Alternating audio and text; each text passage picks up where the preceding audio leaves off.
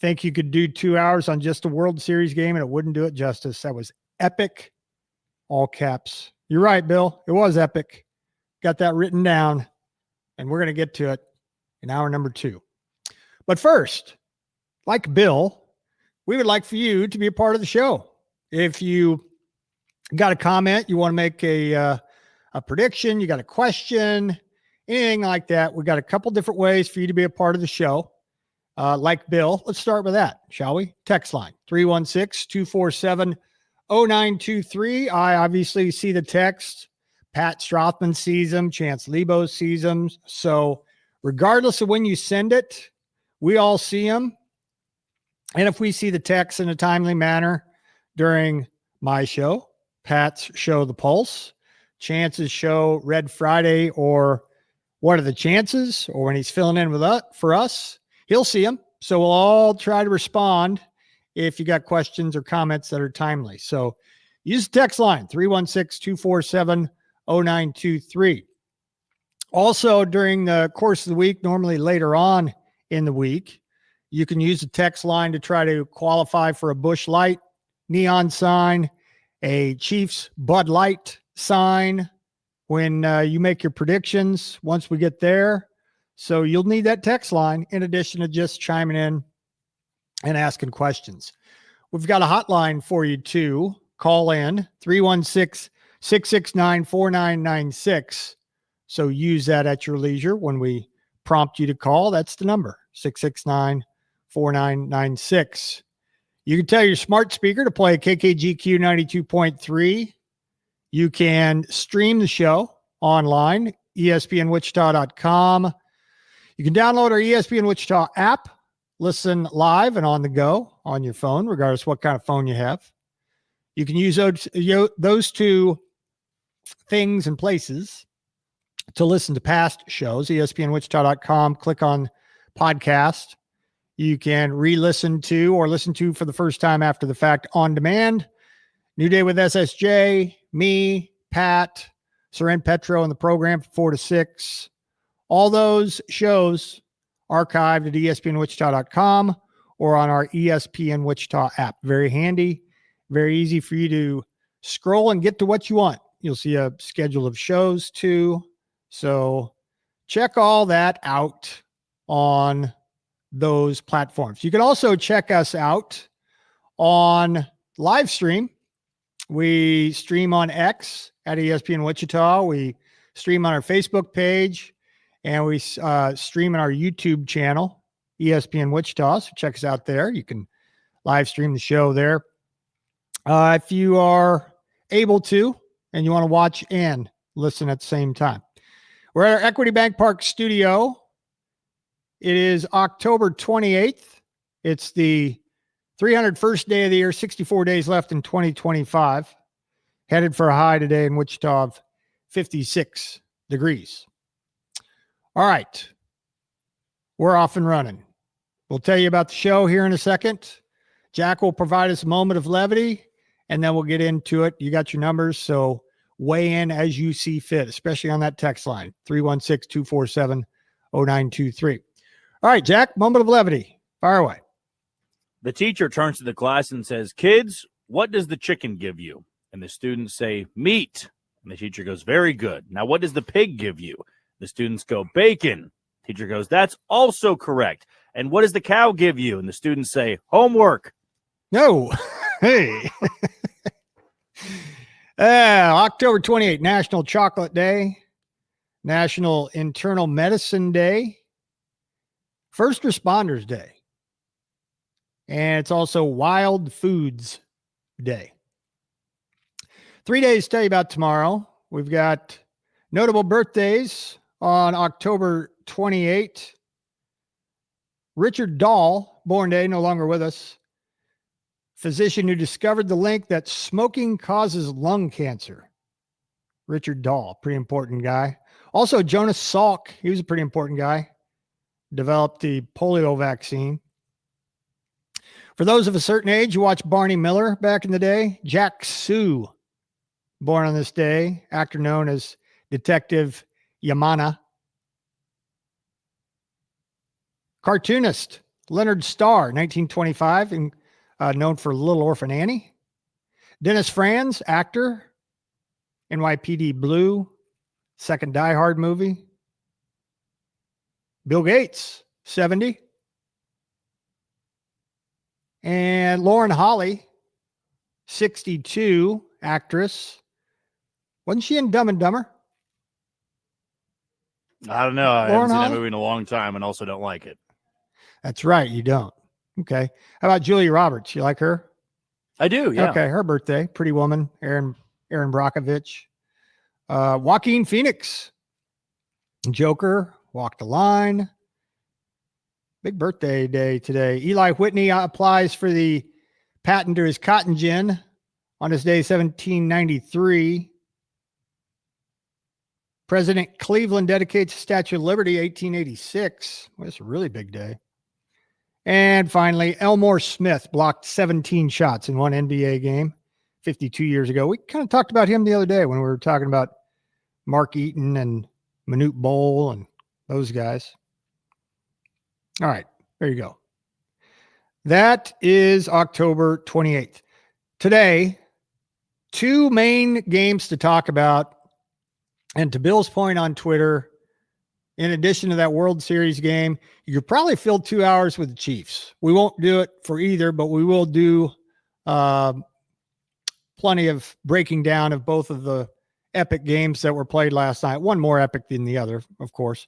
We'll have Chiefs reaction here in the first segment as they beat Washington 28-7. We'll have thoughts, and many of them. And if you've got them, we'd like to hear. 316-247-0923. Three big things to take away from the Monday Night Football game last night. That'll be at 12:25. Jack and I will both alternate three things, either individually, execution-wise, total stats, anything that jumped out to us. And we'll take your three big things, too, if you can come up with three, if you're a Chiefs fan or if you're a Commanders fan, actually. But 28-7, your takeaways, our takeaways, also at 12:25. We'll give away some lottery tickets. We've got the Top Golf Twitter question. It's round 2 of the Halloween costume Twitter tournament. Brought to you by Top Golf today. We'll give away some stuff a little bit later on. We've got Jordan's Juicy Takes, Booth Creek Wagyu. Get his thoughts on Monday Night Football and also his thoughts on World Series Game 3. I'm sure he's got thoughts on both. So we'll catch up with Jordan Foote, courtesy of Booth Creek Wagyu. And also at 125, of course, that 18-inning marathon last night at Chavez Ravine, World Series Game 3. It was a World Series game not to be forgotten. Anybody that watched it.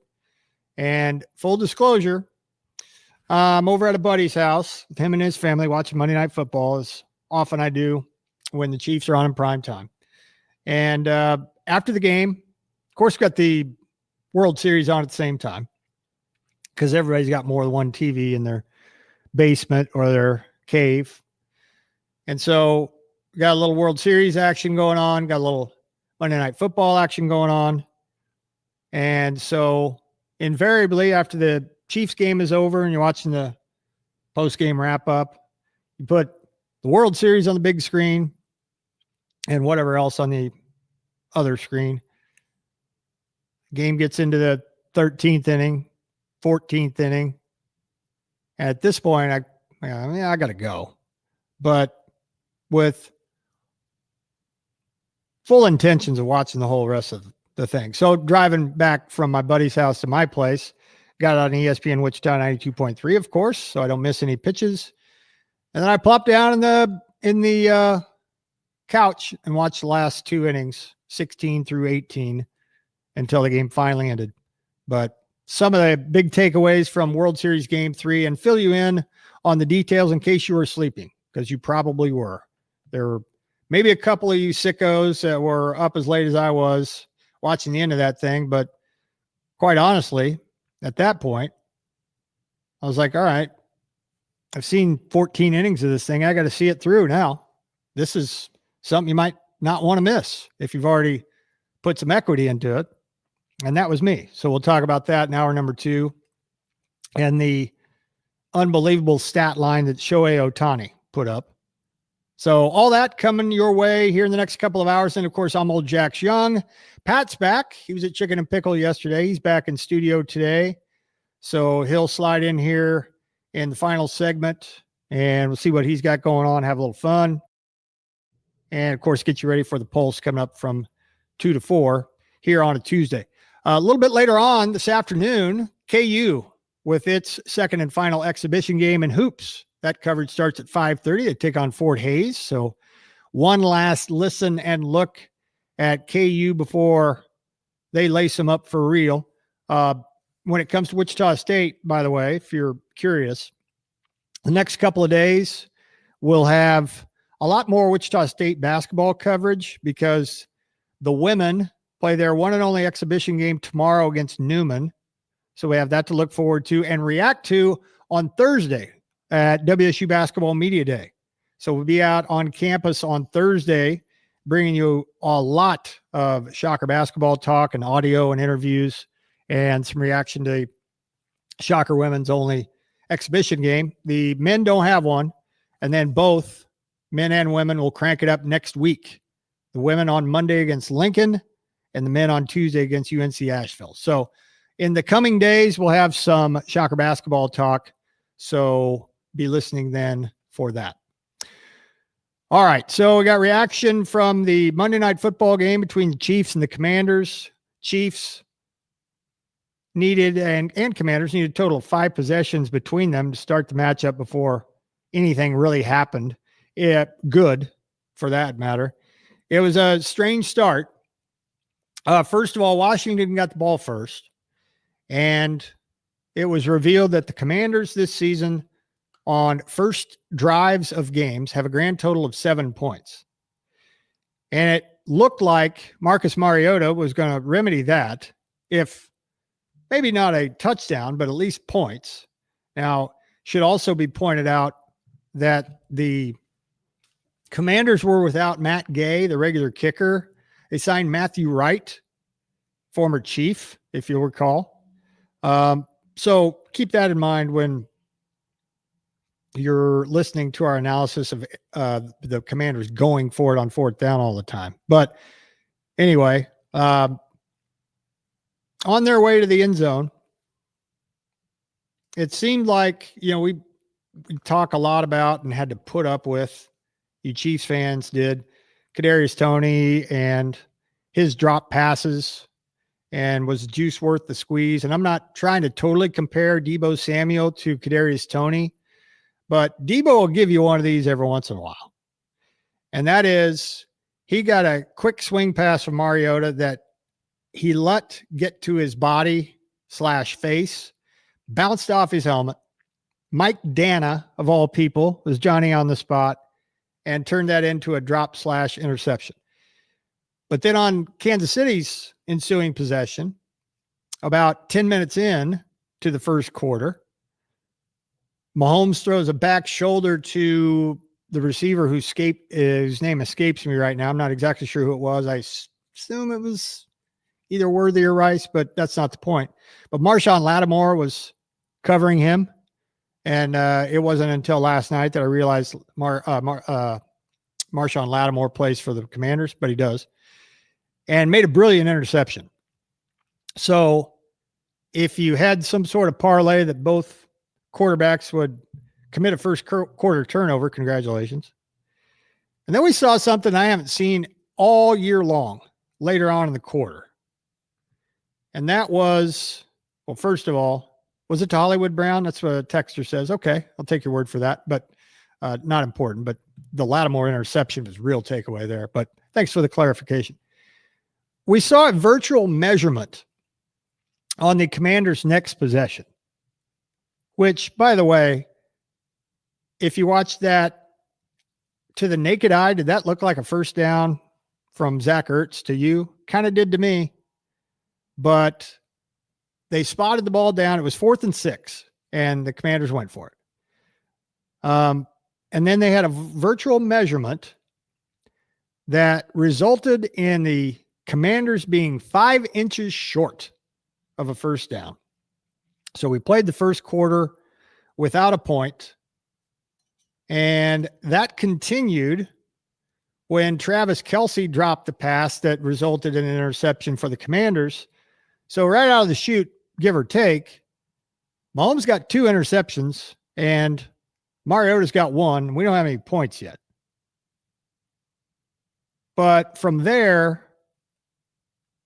the Chiefs, their final drive of any substance, went 9 plays for 72 yards and a touchdown with Kareem Hunt getting the Chiefs on the board with 5:46 left to go in the half. 7-0 Chiefs.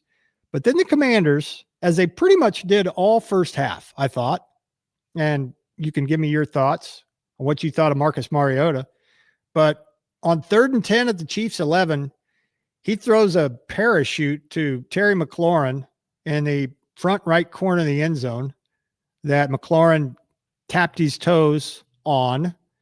It was originally ruled incomplete, but overturned after review during the commercial. And it was 7-7. And Chiefs had a little time left. They had 50 seconds left, but only one timeout. And they had a rare empty possession at the end of a half. But it was 7-7. And Jack, first of all, I thought Marcus Mariota played his butt off last night. He was 14 of 17 in the first half for 155 and that one pick that wasn't really his fault. And fast forward, spoiler, the Chiefs win 28-7. But I commented to my friend last night, I was like, why does it seem like Marcus Mariota played a really good game at quarterback and the Commanders only had 7 points? Is that what you felt like in the first half? Because that was my takeaway.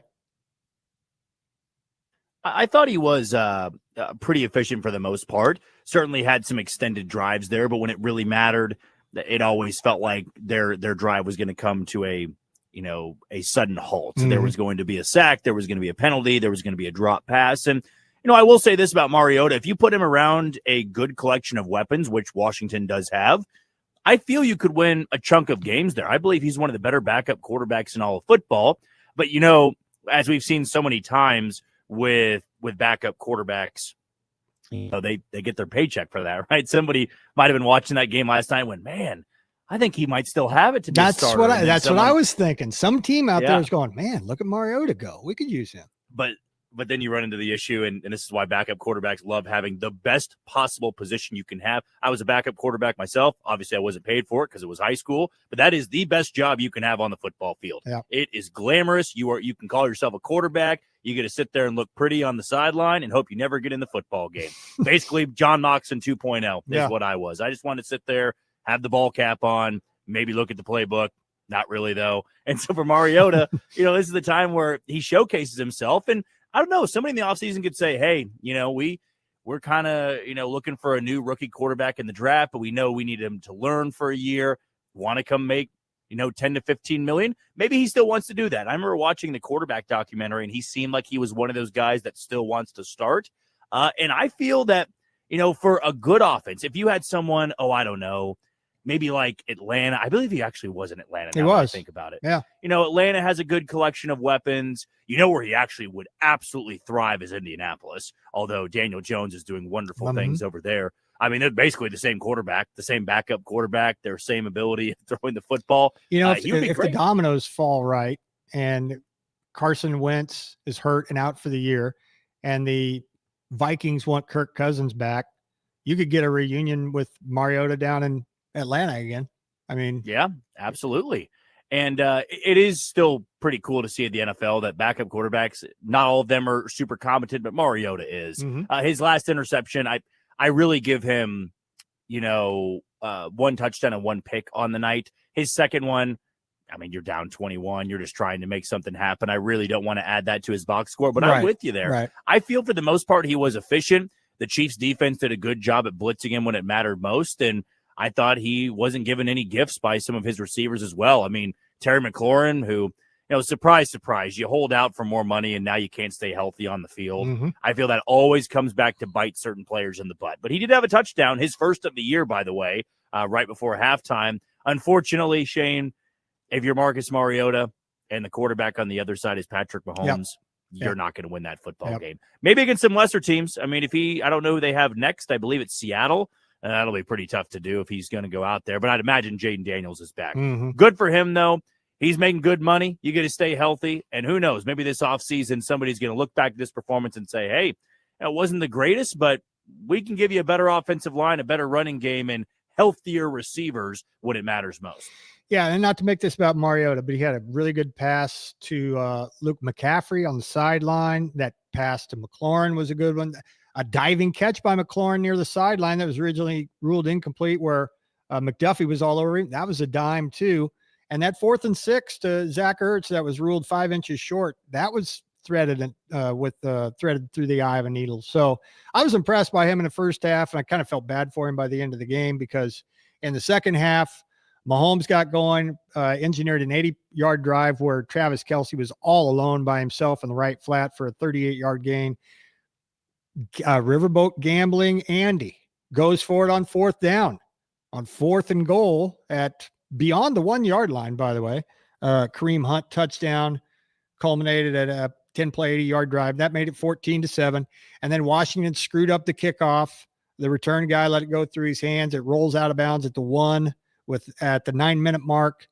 The Commanders didn't do anything with the next possession. And then 8 plays, 75 yards later, 24-yard pass to Juju, 10-yard touchdown pass to Kelce, which was historic. Chiefs got a 21-7 lead. And by that point, you felt like the horse was out of the barn, and that was pretty much it. And it was.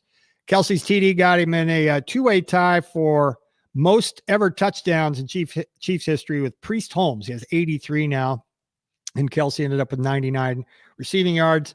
And then to kind of drive the nail through the coffin, in the fourth quarter, the Chiefs had a 13-play, 94-yard drive. Rashee Rice did the honors from 18 yards. 28-7 was the final. And, man, the offense, after kind of being a neutral the first half, so you can't say that's really 4 games in a row or 5 games in a row. You got to give either Washington some credit for that first half, or maybe it was attrition that the Chiefs were going to have some balls bounce off people and bounce the opposition's way, and one was through Kelce's hands into, I think it was Bobby Wagner's hands for an interception. But beyond that, Mahomes was very good, 299 passing yards, 3 touchdowns in the second half, and the Chiefs end up romping 28-7. When we return, 3 big things. What really stuck out to us, play-wise, execution-wise, stats-wise, and taking a little bit of a peek ahead to the Buffalo game before the Chiefs bye week. What stood out to us? What stood out to you? 316-247-0923. If you got thoughts on your 3 big things regarding the Kansas City Chiefs. One of the texters said Chiefs have to worry about Denver. Unfortunately, #F Sean Payton. And the NBA is irrelevant until February. That's another one of texters' takeaways. But we'll talk a little bit more Chiefs, 3 big things coming up on the other side of this break. Also, we have our Twitter tournament going on. When you get a spare minute, head on over to our Twitter page at ESPN Wichita. It has to do with traditional Halloween costumes and your favorite ones of those. Also, Jordan Foot, brought to you by Booth Creek Wagyu. That's 1 o'clock hour. And we got to try to put our arms around that 6-hour, 18-inning epic World Series Game 3 last night between the Dodgers and the Blue Jays. So mix in a little Ohtani/World Series talk at 1:25 and IOJY at the end of the show. 3 big things for Monday Night Football. That's coming up next. You're listening to The Shane Dennis Show on ESPN Wichita, 92.3 FM.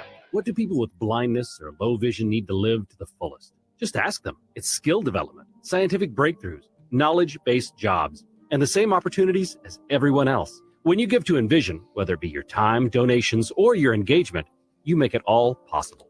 That's because at Envision, they don't focus on the disability. They value the ability. They choose not to envision a world without sight, but to envision a world where people who are blind or visually impaired are empowered to reach their full potential. Learn more at envisionus.com. This October, the lanterns are full of cash at Rockin' Brews Casino. Join us every Friday and Saturday from 7 p.m. to 10 p.m. for our Cash O Lantern drawings. Every hour, you'll pick a lantern that could win up to $600 cash. Earn entries all month long, just 75 points per entry, and a brand new hopper each week. Excludes October 25th. Don't miss your chance to carve out some extra cash. Cash O Lantern drawings, only at Rockin' Brews Casino, I-35, exit 231. Eat, win, rock on. Owned by Con Nation. Progressive presents Adjusting to the Suburbs. I never thought about space in my cramped apartment, but in this house, all I see is empty space. The sofa and ottoman look like tiny islands in a sea of hardwood floors. I could get 2 ottomans in the living room, but then I'd need another sofa. I could tell people I'm into minimalism.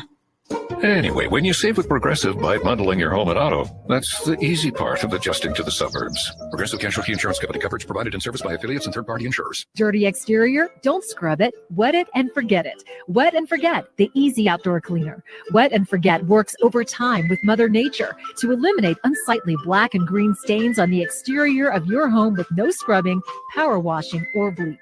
Use Wet and Forget on all your outdoor surfaces, including decks, siding, roofs, and patios. Wet and Forget's available in a concentrate or extreme reach hose-in. Purchase Wet and Forget in store or online at Lowe's, Menards, Ace, or Walmart. And we are all tied up in the bottom of the ninth. Bases loaded. Electric in here. Electric. It all comes down to this pitch. You throw the fastball here. But it looks like Brock is walking off the field and is leaving the stadium. What is going on here? I'm getting word that he left to get a taco. When you need a taco, you need a taco. Introducing the new Cantina Crispy Melt Taco, only from Taco Bell. At participating U.S. locations for a limited time only. Thursday night on the gridiron doesn't get much better than this on another high school game of the week presented by Commerce Bank. This week, the Mays South Mavericks hit the road to take on the Goddard Lions in the high school football playoffs on Thursday, October 30th. It's high school football under the lights only on ESPN Wichita 92.3 FM. The Four Seasons RV pregame show kicks off the coverage at 6:30 with kickoff at 7 on ESPN Wichita and streaming live on the ESPN Wichita app.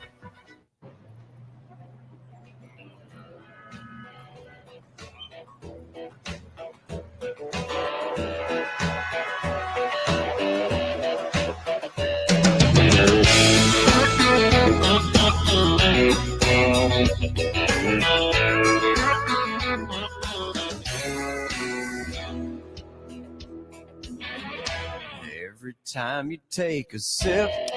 Born day, Brad Paisley, who coincidentally sang the national anthem last night in Los Angeles for Game 3 of the World Series. We'll talk about that in about an hour from right now. That was an unbelievable World Series Game 3.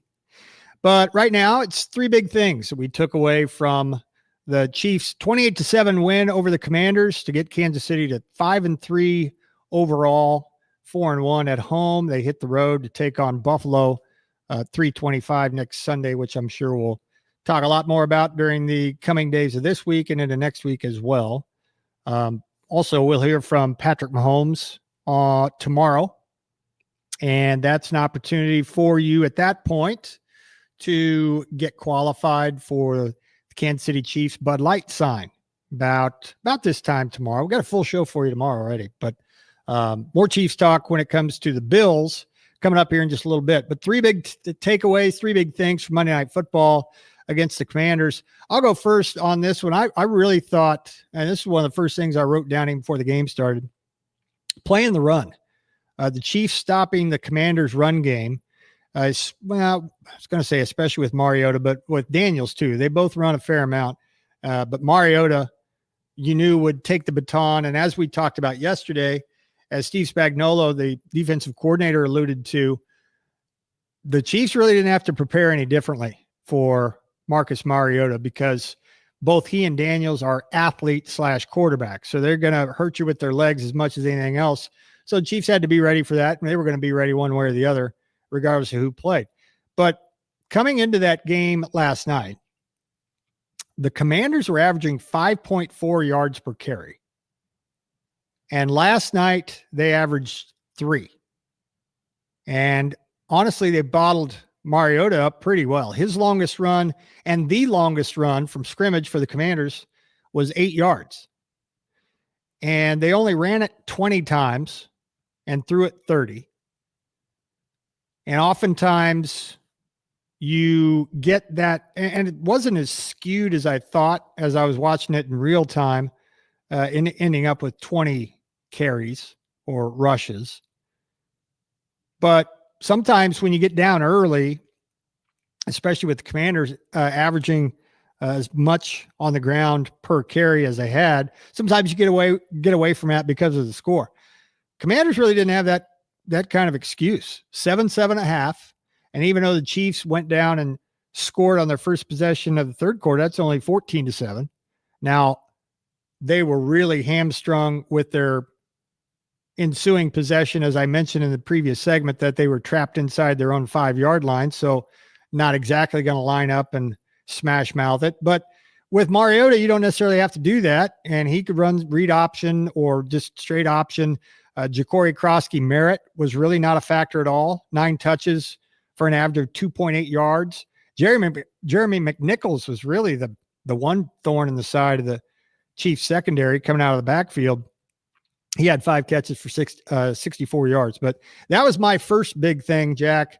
3.0 yards per carry for the Washington rushing offense, and that included Mariota. He had the longest run of the night for them, and it was only 8 yards. And kind of an honorable mention, one big thing, or first big thing, total yards for Washington, only 260. And that Chiefs defense was really stingy, but I thought job number one was bottle up the run. They did that very, very well. What's your first big thing, Jack? My first big takeaway is if this is it for Travis Kelce, you have to cherish every single time he's on the field. Because at his age, to put up, 6 for 99 or 7 for 99 in the touchdown, it's ridiculous, right? And last year there was all that talk of, he's so washed up and he's terrible and he's no longer the same guy. He can barely get over 30 yards. It was because they didn't have a healthy team at all. They didn't have a healthy offense, a bad offensive line, and receivers that really couldn't catch the ball all that well.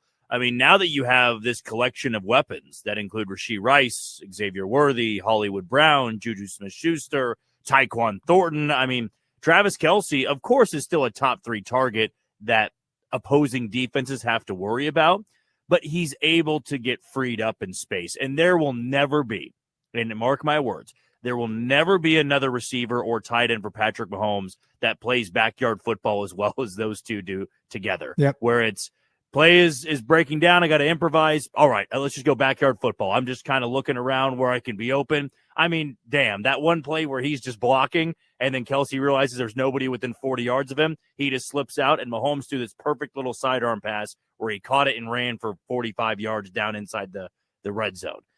That connection that those two have will never be replicated. And that's usually the way it is, right? When you look at Tom Brady and the guys that he's had his connections with, his number one guys, every quarterback had their true number one target. And for Kelce, every time he does something like this, every time he has a game, it sounds weird, but it only cements the fact that this will be it for him. Because I feel that he wants to go out with good numbers. He certainly wants to go out with another Super Bowl championship. And that's just the competitor that he is. He wants to be able to put up a 1,000-yard season again or close to it, go out with a ring, and then ride off into the sunset. And as I'm watching that game last night, he had that brutal mistake where he catches that ball 9 out of 10 times. I mean, I'm just glad that he didn't, throw a temper tantrum as he's usually done before and spike his helmet. But that's also, having good leadership up top, right? I'm sure that they knew that was a possibility. He was going to pout. He was going to sulk a little bit. But let's go right back to him. And they went right back to him multiple times. And he's the leading receiver last night on Monday Night Football for the Chiefs. And that would have made sense a decade ago. Easily would have made sense. Like, Travis Kelce, in his prime, going for 99 yards and a touchdown. Yeah, I can expect that from him. He's 36. Yep. He's 36 and he's still doing this. And not many tight ends aged as well as he has. And I just, every time I watch him play, and especially this year, I'm trying to cherish each and every moment because guess what? It's pretty likely next year that 87 is not going to be catching passes from Patrick Mahomes. He'll be doing other stuff like acting and Yeah. hosting game shows and Yeah. doing whatever else he can do. But it's remarkable, man. I grew up with Tony Gonzalez, and then very quickly, I would say a year into Travis Kelce's career, he became my favorite Chiefs player of all time. I mean, I was one of the guys that when he was drafted, I saw one preseason game and went, I'm getting his jersey. I know he's going to be great. I promise you this is a true story, and I've stuck with him ever since. And to know that this might be it, it's just awesome to still see him have performances like this one. Yep. 6 for 99. Those are the actual numbers. 1 touchdown. His 83rd. And the hookup between he and Mahomes, there's unbelievable, ridiculous stats every single week you see him. My second big takeaway, I think, is emerging week to week as maybe one of the biggest takeaways every week. And that is the Chiefs' 4th down success, not only offensively, but defensively. Chiefs went for it on 4th down twice last night, got them both. Washington went for it on 4th down last night, missed them both. And looking at the numbers, the conversion percentage of 4th downs in the NFL, the entire NFL, the Chiefs are 3rd at 82.4% converting 4th downs.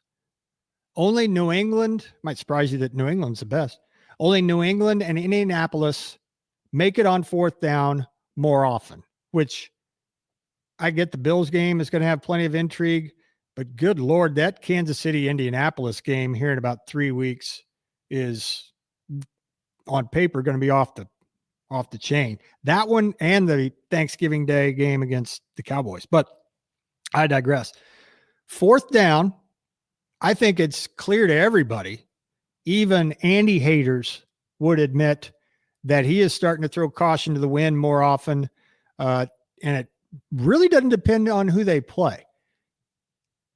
But on the other hand, and I think he's finally starting to put this together and realize that it's not always about him going for it on 4th down, but because the teams that the Chiefs play feel like they have to go for it on 4th down just to keep up with Kansas City, especially in the last 4 or 5 weeks, that Andy has to respond in kind. And he has. 2025, 82.35%, rounded up to 82.4 conversion rate on 4th downs. Kansas City is the best in football defending 4th downs. Maybe that's an arbitrary stat. Maybe it's not. I don't know. But only 25% of the 4th downs attempted against the Chiefs defense have been successful. And no 4th downs have been converted in the last 3 games against the Chiefs. So 4th downs has really emerged as a big thing, not only last night, 2 for 2 versus 0 for 2, but in their last 3 games, if you want to go back that far, with the Chiefs not allowing any 4th down conversions. In the Chiefs' last 3, they've converted a very respectable 71.4% on 4th down. Obviously, you're going to need to be in the 80th percentile if it's going to be, quote unquote, worth it to go for it on 4th down. And it only is if you convert. But the Chiefs are 3rd in football in the entire season at 4th down conversion rates and 1st in football in defending 4th downs. Very, very vital. Jack, number 2 for you. Got another takeaway? Rashee Rice is going to be a very, very, very wealthy man as a member of the Kansas City Chiefs. He is going to be the next receiver to get paid handsomely by the team, and it's really not a surprise to see it. Now, I know what people are going to say, right? He's a problem child, right? He shouldn't even be playing. He should still be suspended. The Chiefs should have done with him what they did with Kareem Hunt, which is kick him off the team, or no pun intended there. That was actually a poor choice of words, but just move on from him. And with Rashee Rice, they should have done the same thing there. But with Rice, you can see the way that he kind of has a little bit of that Kelsey in him. Where absolutely. I thought the same thing last night. Yep. He finds the soft spot of the zone, but where he's got that extra gear, that extra boost of right? When he catches the ball, he's able to turn upfield rather quickly, where Travis Kelce's a tight end and he's 36 years old. So when he turns upfield, he's probably not going to get that separation. But that touchdown that they had, another improvising play for Patrick Mahomes. He finds Rashee Rice in the soft spot of the zone, and then he just got away from Bobby Wagner rather quickly. I'm not even sure he got a hand on him. And last night, I mean, it was just a quiet 8 for 95, I believe, or 8 for 90, something like that. It was He's going to be 9 for 93. You were all 9 around. for 93. Yeah. Okay, all around it. I can take that. 9 for 93. And I have no doubt in my mind the key for him, truthfully, is staying out of damn trouble off the field. He's got all of the talent in the world. And listening to his post game last night, I really do feel that there is a shift in how he's learned from these last, 12 to 16 months. I really do feel that way, because somebody had to have gotten in his ear, whether it was a teammate, a coach, agent, family member, and went, if you keep your nose clean, you stay out of trouble, you're going to be catching passes from a first ballot Hall of Famer for maybe your entire career. And you're going to be paid a lot of money. Now, he's not going to make as much money as he could have, because this situation is going to probably put the Chiefs in that negotiation area of, hey, man, we'd love to give you that 6 for whatever it would be. We pay you anywhere from 20 to 25 million a year, maybe even more than that. But you also got suspended, and you also had a year where you had an ACL injury that kept you out. So you're not going to get that top dollar amount, but we can give you that extension because we believe you can be a top 15 receiver in this league. I mean, he perfectly fits this offense, the way he can get open so quickly. The comparison that came to my mind immediately when Rashee Rice really started to break into the league was Michael Thomas. Now, he's not as big as Michael Thomas, and Michael Thomas had his criticisms of, this guy can only run slant routes. But do you know how valuable that is to a quarterback, to have somebody that can get open on slant routes, that can get open inside of 10 yards? You don't even need to have a great offensive line. It's just boom, wide open, boom, wide open.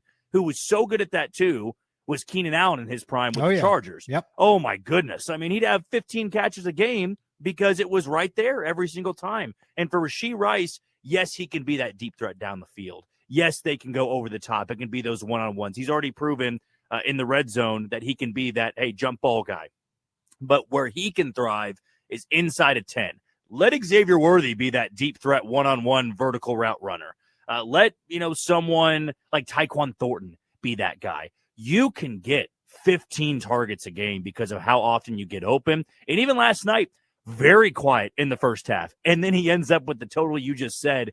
He is going to be a very rich receiver, and he has that chance. I really do believe it's going to be crazy to say, but it's also because Tyreek Hill wasn't here that long. I'm not going to say he'll be as good of a receiver, because I believe Tyreek Hill is the best receiver that Patrick Mahomes will ever play with, because his prime was just stupid ridiculous. I mean, I go back to that Tampa Bay game where he had 200 receiving yards in the first quarter. First half, it was ridiculous. So he'll never have a receiver like that.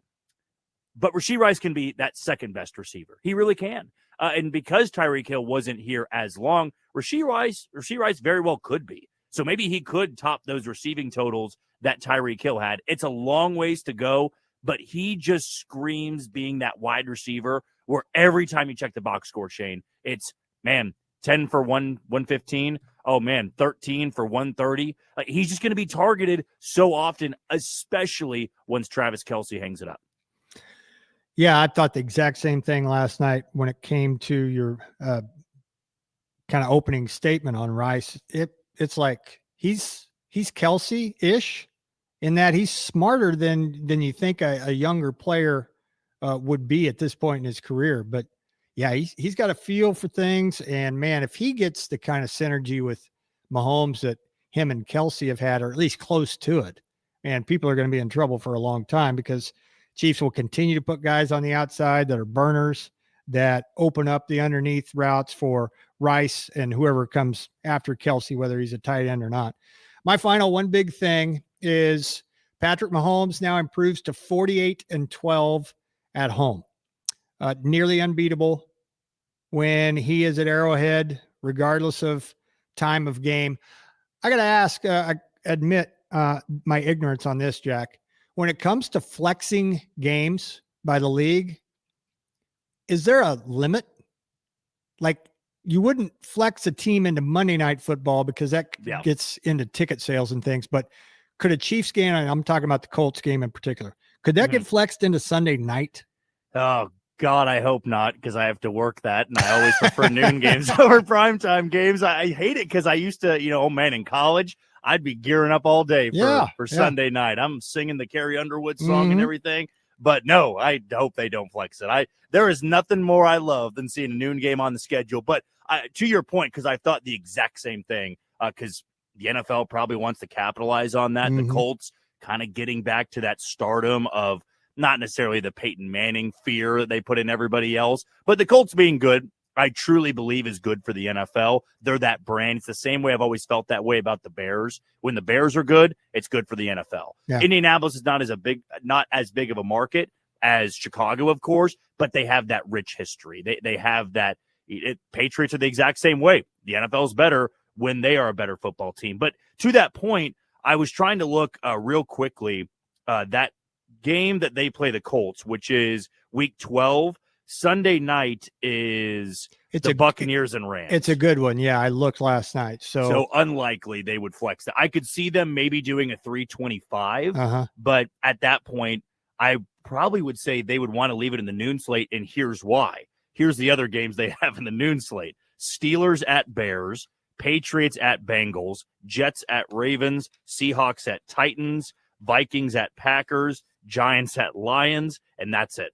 That's a pretty awful slate. So you want to have that marquee game to get everybody to 325. So my gut reaction, because you got Bucks and Rams, unless one of those teams bottoms out, which they're not going to, the Chiefs and Colts are going to be staying at noon. Okay. All right. I'm glad we workshop that. You got one more big thing, or we need to go on to Twitter? I do. Okay. I do. And I love saying this one. I wanted to say best for last.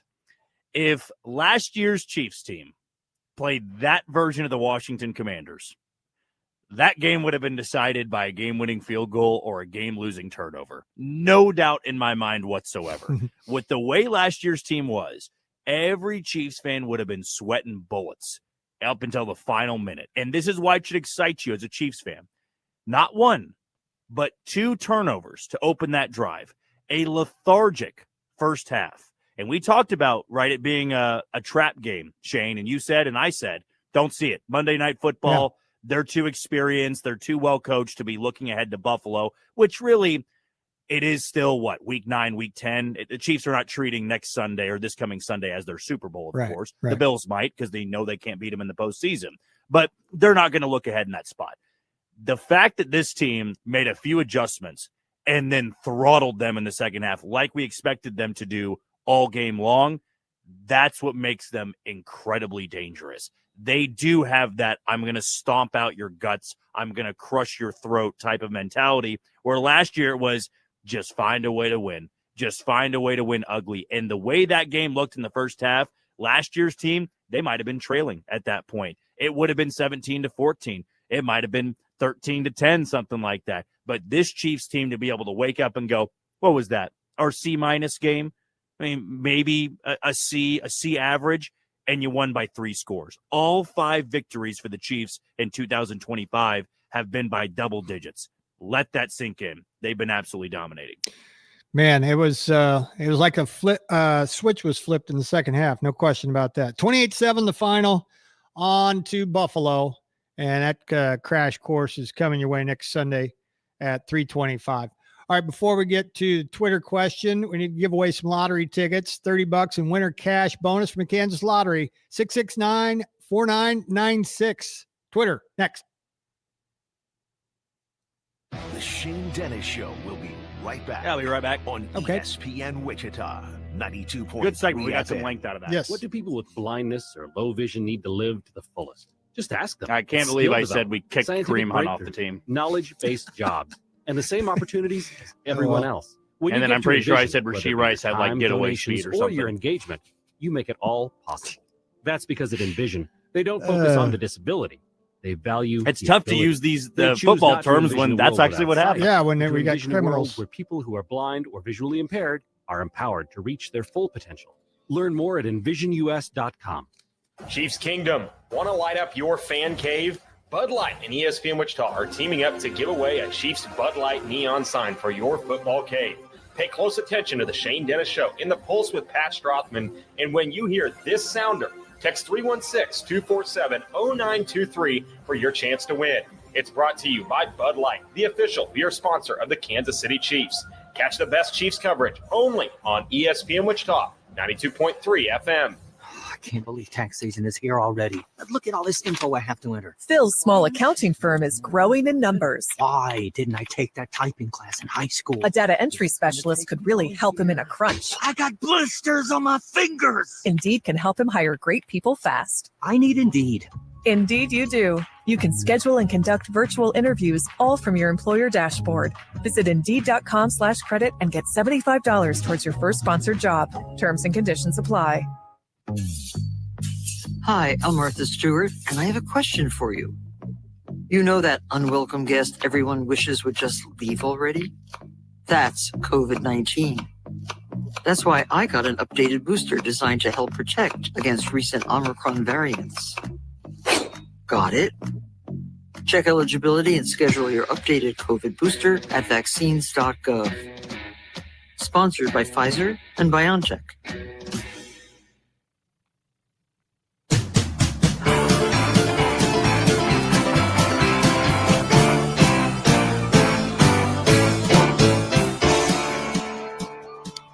That's the one and only Charlie Daniels. Born day today. It's 12:52. Coming up here in just a little bit, we'll get Jordan Foote. Jordan's Juicy Takes, brought to you by Booth Creek Wagyu. Get his thoughts on Monday Night Football, get his takeaways, and also get him to talk about that epic Game 3 of the World Series that occurred last night and into this morning. But first, we need to get to the Twitter question. And it's a tournament, as you listeners to the show know, at ESPN Wichita. We got a tournament going on regarding Halloween costumes. Today's Twitter question is brought to you by Top Golf. Looking for the perfect venue to host your next big event in Wichita? Look no further than Top Golf Wichita, whether it's a corporate event, client appreciation night, birthday bash, fundraiser, or tournament, or you just want to go on a date. Or if you just got some time to kill and you want to hit some balls, Top Golf Wichita got you covered. Tee off your next event with Top Golf today.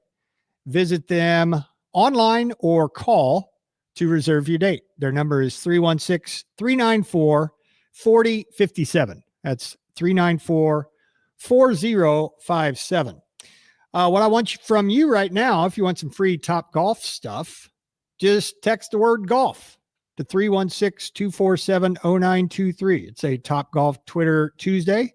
So text the word golf, 316-247-0923. We got some goodies from Top Golf for you if you send me that text right now. Twitter question: what's your favorite Halloween costume? This is round 2 of a 4-round tournament, culminating in a champion being crowned on Friday. The options for you at ESPN Wichita: your favorite Halloween costume, a witch, Jack Sparrow, Star Wars character, or Mario/Luigi, one of those two guys. So those are your 4 to vote on and to pick from. So head on over to our Twitter question and weigh in and repost, will you? Round 3 will be tomorrow. Again, if you want some Top Golf swag, text the word golf, 316-247-0923. We continue our benevolence, and our giveaways seemingly are unending. All right. Before we get to Jordan Foote, I need to let you know what's on the channel here in the next handful of days and into the weekend. We got exhibition basketball for you. KU taking on Fort Hays, their final tune-up. That occurs tonight with coverage starting at 5:30 right here on your home of the Jayhawks. Opening tip at 7 between Kansas and Fort Hays State. That is the final exhibition for KU after they took care of Louisville last weekend. Speaking of KU, the focus shifts to football tomorrow after hours. We'll hear from the head football coach himself, Lance Leipold. Hawk Talk coming your way at 6 o'clock. Followed by World Series Game 5 at 7 o'clock from Los Angeles We'll talk World Series coming up here in just a little bit. And then on Thursday, our shows will come to you from Charles Koch Arena. We'll be out at WSU Media Day. The men's and women's basketball team will be on display. We'll have some interviews. We'll have some breakouts with players. We'll hear from both head coaches. They will both speak on Thursday, and we'll be out there to capture that audio for you. So if you're a Shocker fan, you'll be able to get the sneak peek to the upcoming regular season for both the men and women straight from the horses' mouths. We'll get Terry Nooner audio. We'll get some Paul Mills audio as well. He will take to the podium. I will have him on air before Media Day starts. So we'll get an exclusive with Paul Mills coming up on Thursday. And it'll be pretty basketball intensive on Thursday with us being out at WSU. Shocker women will have their exhibition on Wednesday night at 6. That's against Newman. That's their one and only exhibition. And then next week, basketball season will be here. So we'll have all kinds of things to not only get you ready for, but to react to, because the women take on Lincoln in their opener coming up on Monday, and the men will take on UNC Asheville at home, and their opener, that's at 6:30. Both of those on ESPN Plus. So if you're a Shocker fan and you're chomping at the bit to get to some basketball, it's almost here, and we will have it for you and react to it over the next handful of days here on your sports leader here in Wichita, ESPN Wichita, 92.3 FM. All right, there is hour number 1 in the books. I got to tell you, coming up here in just a second is Jordan Foote, and his appearances are brought to you by Booth Creek Wagyu. And sports fans know the best games deserve the best food, and nothing beats Booth Creek, raised right here in Kansas, whether it's burgers on the grill, steak night at home, or tailgating before the big game. BCW brings you premium flavor, unmatched tenderness, and a true farm-to-table experience. Stop by their 21st and Webb location in Wichita. Taste the difference for yourself. BCW, changing the way America eats beef. Coming up on Thursday afternoon, I highly recommend you go out to Booth Creek Wagyu. They'll have samples. They have free beef jerky, which is excellent, by the way. And I just got to say, last night, I told you about this at the outset. Went over to a buddy's house, and I took some Booth Creek Wagyu meat over there with me. And we prepared it up. We had a Denver steak, and we had a Booth Creek ribeye. They were both unbelievable. And I highly recommend not only that you swing by there on Thursday and tell them we sent you, but myself and our family have started our own tradition on Thanksgiving and Christmas to get away from turkey and ham and the stuff that takes forever to fix. And honestly, you only eat once a year, and there's a reason why. I highly recommend that you move on to something like Booth Creek Wagyu. Great cuts of meat, little to no prep time cooking Wagyu steaks. No time to cook. Those cuts of meat were done in 5 minutes. And you can go, example, surf and turf with some BCW salmon or scallops to go along with your favorite cut of meat. They got an entire refrigerator full of meat for you to check out. Why don't you create a new family tradition? My family has and will continue to do so. And we're going to head over before I head home for Thanksgiving to Booth Creek Wagyu, and we're going to do it again. Surf and turf. Highly recommend. Start a new tradition with your family. Move on to the good stuff. It's a special occasion, so you might as well get to you some Booth Creek Wagyu. Jordan's Juicy Takes coming your way next. Wichita's new sports leader, ESPN Wichita, 92.3 FM, KKGQ, Newton. Pay heed, all who enter. A swat on one end, a poster on the other. What a sequence. Join the Jayhawks all season on the hardwood. He hit it from way downtown. The legacy continues right here on your home for Kansas Jayhawk basketball. Tonight, the Jayhawks face Fort Hays State. Hear the tip-off at 7 tonight on ESPN Wichita 92.3 FM. Great news, Derby. Ribbit Computer Services has expanded to 2100 North Rock Road, bringing expert phone repairs and top-tier tech support to your neighborhood. Cool. Cracked screen, battery issues, watery damage, we fix it all. Fast, affordable, and reliable. Our newest location is ready to handle iPhones, Androids, and more. Don't let phone trouble slow you down. Stop by Ribbit and Derby today and see why we're the go-to tech experts for all your repair needs.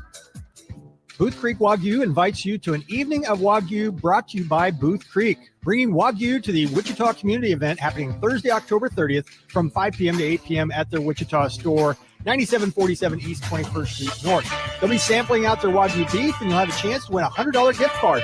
And don't forget your costume. Dress up and get free chopped-informed Wagyu jerky just for having some Halloween fun. That's Thursday, October 30th from 5 to 8 p.m. only at Booth Creek Wagyu in Wichita. Elevate your beef. When storms hit, you need more than just a roofer. You need the biggest and most reliable name in the Midwest, Shamrock Roofing. Shamrock Roofing has grown into the largest roofing company in the region, with local crews right here to serve you. For nearly 50 years, we've proven our strength, our size, and our promise to you to be here for every repair and roof replacement. And every roof is backed by our lifetime craftsmanship warranty. One call does it all. Visit shamrockroofer.com. Wichita's home for Chiefs coverage. ESPN Wichita, 92.3 FM. In terms of like the historical stuff, man, I'm still looking at the next game and looking at the next catch and trying to get better every single day. So I think I'll look back at it and appreciate it. You never know. There have been some great tight ends here. For him to be able to do what he's done over this amount of time is great. Wichita's home for Chiefs coverage. ESPN Wichita, 92.3 FM. Shane and Jack's picks of the week are brought to you by Wanna Parlay. Use promo code JACK for a 100% deposit match up to $250. Must be 18 or older to play. Gambling problem? Call 1-800-GAMBLER today.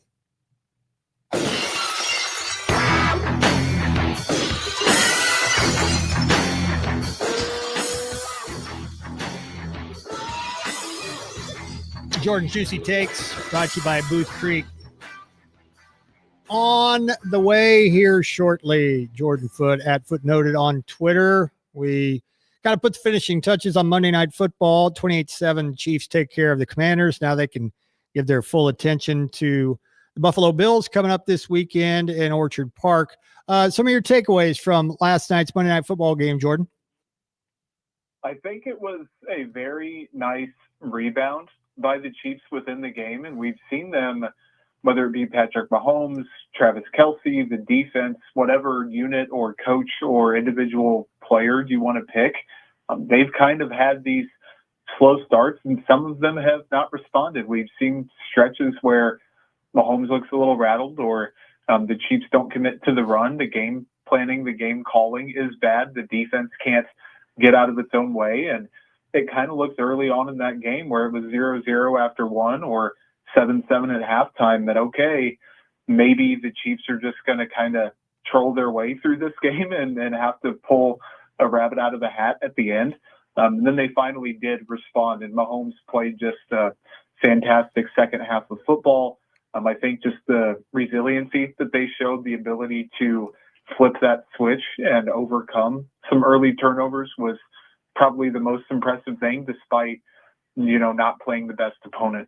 How much of this has to do with Steve Spagnuolo and his part, this little 5-game or so resurgence? Not little, that's a good amount of the season. But we're kind of getting beat over the head with the fact that the Chiefs offense is finally healthy and finally clicking. But that defense, I get it that Mariota was quarterback last night, but they just got smothered last night. It's top 10 in EPA per play. It's top 10 in EPA per drive. Like, the Chiefs defense had started off bad this year, and I understand understood past tense, everyone kind of being upset about, okay, Christian Fulton isn't working out. They didn't invest really besides bringing back Derek Nottie and letting Mike Pennell walk. And the pass rush, getting Omar Norman-Lott may not be the answer. The linebacking core, Nick Bolton has his warts as a player. Like, I get it. At the end of the day, though, they've returned a ton of players from a solid, maybe not quite spectacular unit, but objectively a decent defense. They did lose Justin Reed. That took them a couple weeks to figure out. But this defense now, the safety group is playing very well. Jalen Watson is playing tremendous again. Trent McDuffie, his reputation speaks for itself. You can say the pass rush needs work and probably the middle of the field coverage at the second level.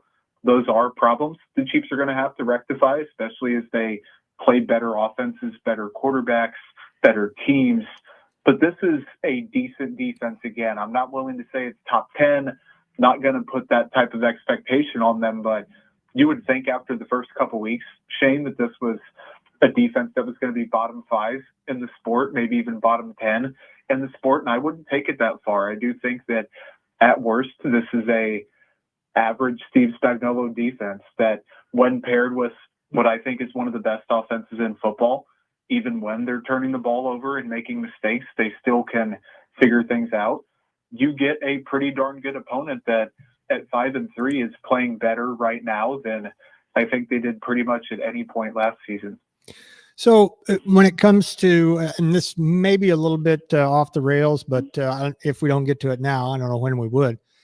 Keep hearing that if Steve Spagnuolo wants another job, another head job, that he's earned it. Do you get that feeling that he would be angling towards one in the off season, whatever that is? Because I feel like he's got a really good niche going with Andy right now. And why would he want to? Because generally when you're a head coach, you're kind of starting over. You're not starting over with the Chiefs as a DC. How do you get the feeling that he wants to be on the move, or do you? Yeah, I don't. And he said, I believe it was last year and the year before, that he does have interest in it. And I think both things can be true, where if the perfect opportunity presents itself, sure, he's going to listen. Sure, he's going to get interviewed. Sure, he's going to express that interest. But to your point, he's years removed from that. 2017 was the last time he was a head coach, and 2011 with the Rams, that did not work out despite taking over the year before, leading him to, a 6-10, 7-9, 8-8. It was like a somewhat respectable record for his reputation at the time, but he's not going anywhere. I don't think. He's probably going to retire with the Chiefs. He's now at the age where he's not going to be likely to do that. And Dave Toub is the quote unquote assistant head coach, for whatever you want to take that as. He hasn't gotten much buzz. Matt Nagy is young enough, and I think people kind of skewed to the offensive side of the ball that maybe he's going to get interviewed. He's been linked to the Titans job with their early season opening. Spagnuolo deserves interviews. He deserves praise. He deserves all of that. But is it actually going to happen? I think as he turns 66 in December, that those days are over, and that doesn't have to be a blemish or an indictment on where he is as a coach. I don't really know how to ask this other than to just fire away. How important is Josh Simmons, really?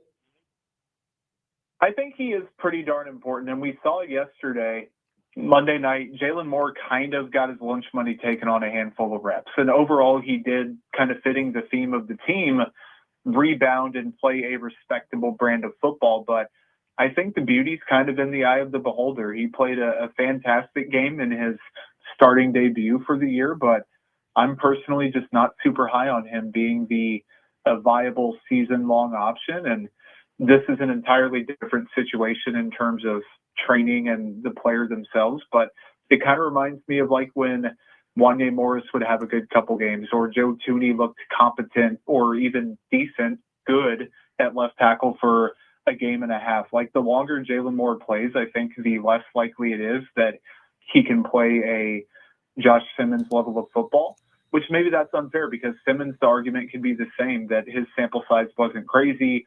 He's a rookie. There are going to be ups and downs. But the Chiefs are probably in a better spot, I think, long-term this year if Josh Simmons is their left tackle. But, man, they paid Jalen Moore to be either a low-paid starter or a high-end swing tackle, and I think he's giving you 1,000% of that value, which there's no shame in that whatsoever.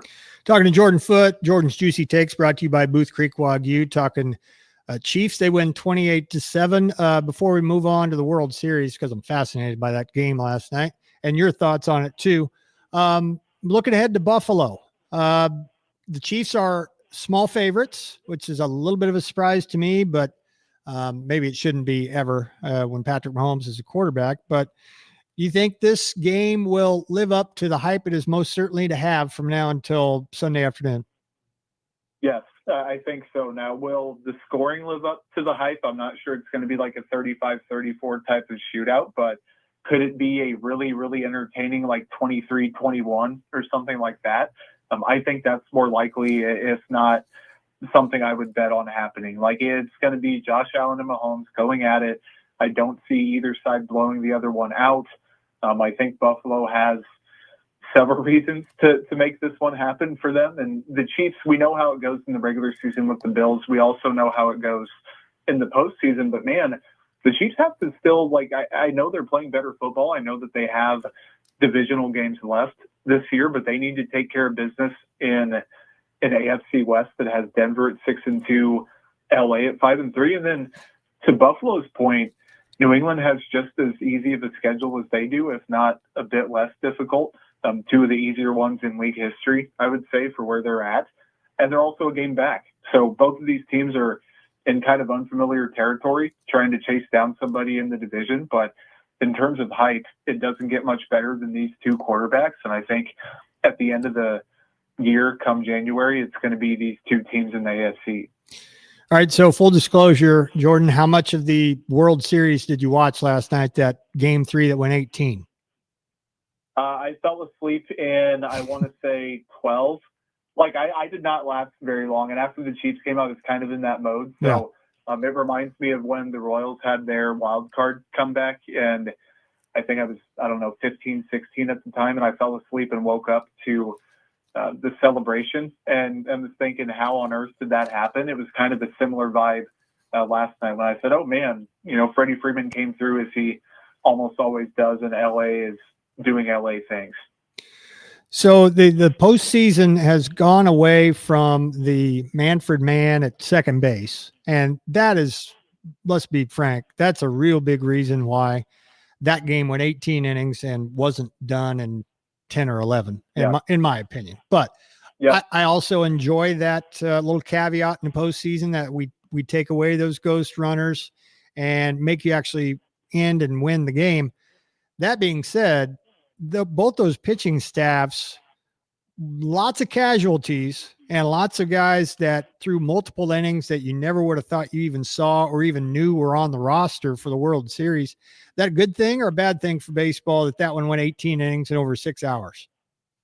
Royals legend Will Klein threw 4 innings in that game. Yep. Dude, that was literally the first thing that I was thinking of this morning. Like, that guy who has bounced around rosters and, was a COVID draft pick, if I recall correctly. Like, his path has been pretty unique. I think it's good for baseball. And again, it can come back to, as a neutral observer, not a very casual baseball fan, some people probably don't like the length of the games. And that's been one of the things that the MLB said, okay, well, we can fix that. That is a very isolated instance. Not very many games, especially in this magnitude, are going to go that long. But I'm with you. Getting rid of the ghost runner at second played a role in it. I'm all in favor of it. I'm in favor of extra baseball. We got 2 games in 1. Good for the sport. The longer you're on national TV, the longer people are tuning in. And I know that the Nielsen ratings per hour at a certain point are probably going to be different. And on a Monday night into Tuesday, people probably weren't staying up for all of it. And then you have people like me who technically they were tuned in physically, but mentally they kind of had a lapse at a certain point. That being said, for those folks at Chavez Ravine who are actually there, man, do they have something to lean on the rest of their lives, huh?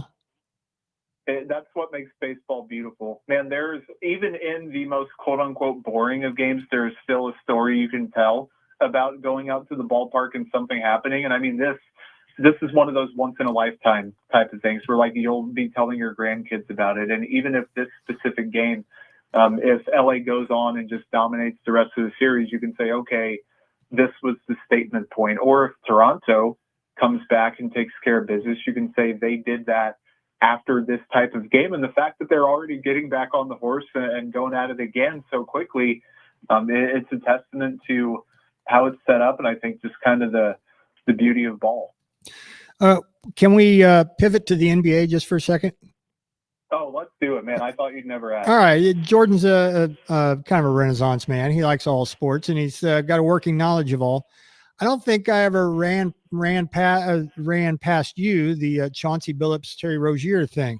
You got thoughts, and what are the ramifications? What's going to be the aftermath, either immediately or on down the line for the NBA and Adam Silver, really. Shane, I was in Portland, Oregon last Wednesday. Oh, boy. For a little trip. I went to the game. Chauncey Billups got just a huge applause from the crowd. I didn't think they were that big of fans of him. They seemed to be. I went to the game. It was good. Anthony Edwards hit some daggers. It was just beautiful. The scene was fantastic. Had a good time. Got a free T-shirt. All that good stuff. Go out downtown, do my thing. Wake up the next morning, approximately 6:15, 6:30 local time. That means it's about 8:15, 8:30 here in Kansas City, the metro area, Midwest. My phone is going crazy, just literally buzzing, about to fall off the table. I say, okay, something probably happened in the sports world. And I look it up, and I thought I was still asleep. I said, there is no freaking way that I went to the game, first NBA game of the year, maybe the only NBA game I will be to all season long. And then the coach gets arrested by the freaking FBI overnight and had the x-ray tables allegedly, and people were digging up old tweets about it where people kind of had an inkling. Yeah. And this is that and the Jonte Porter thing when he got in trouble, Michael Porter Jr.'s brother, Terry Rozier on the Heat, as a Heat fan, wasn't too sad that he wouldn't be on the court anymore, but was sad about the situation.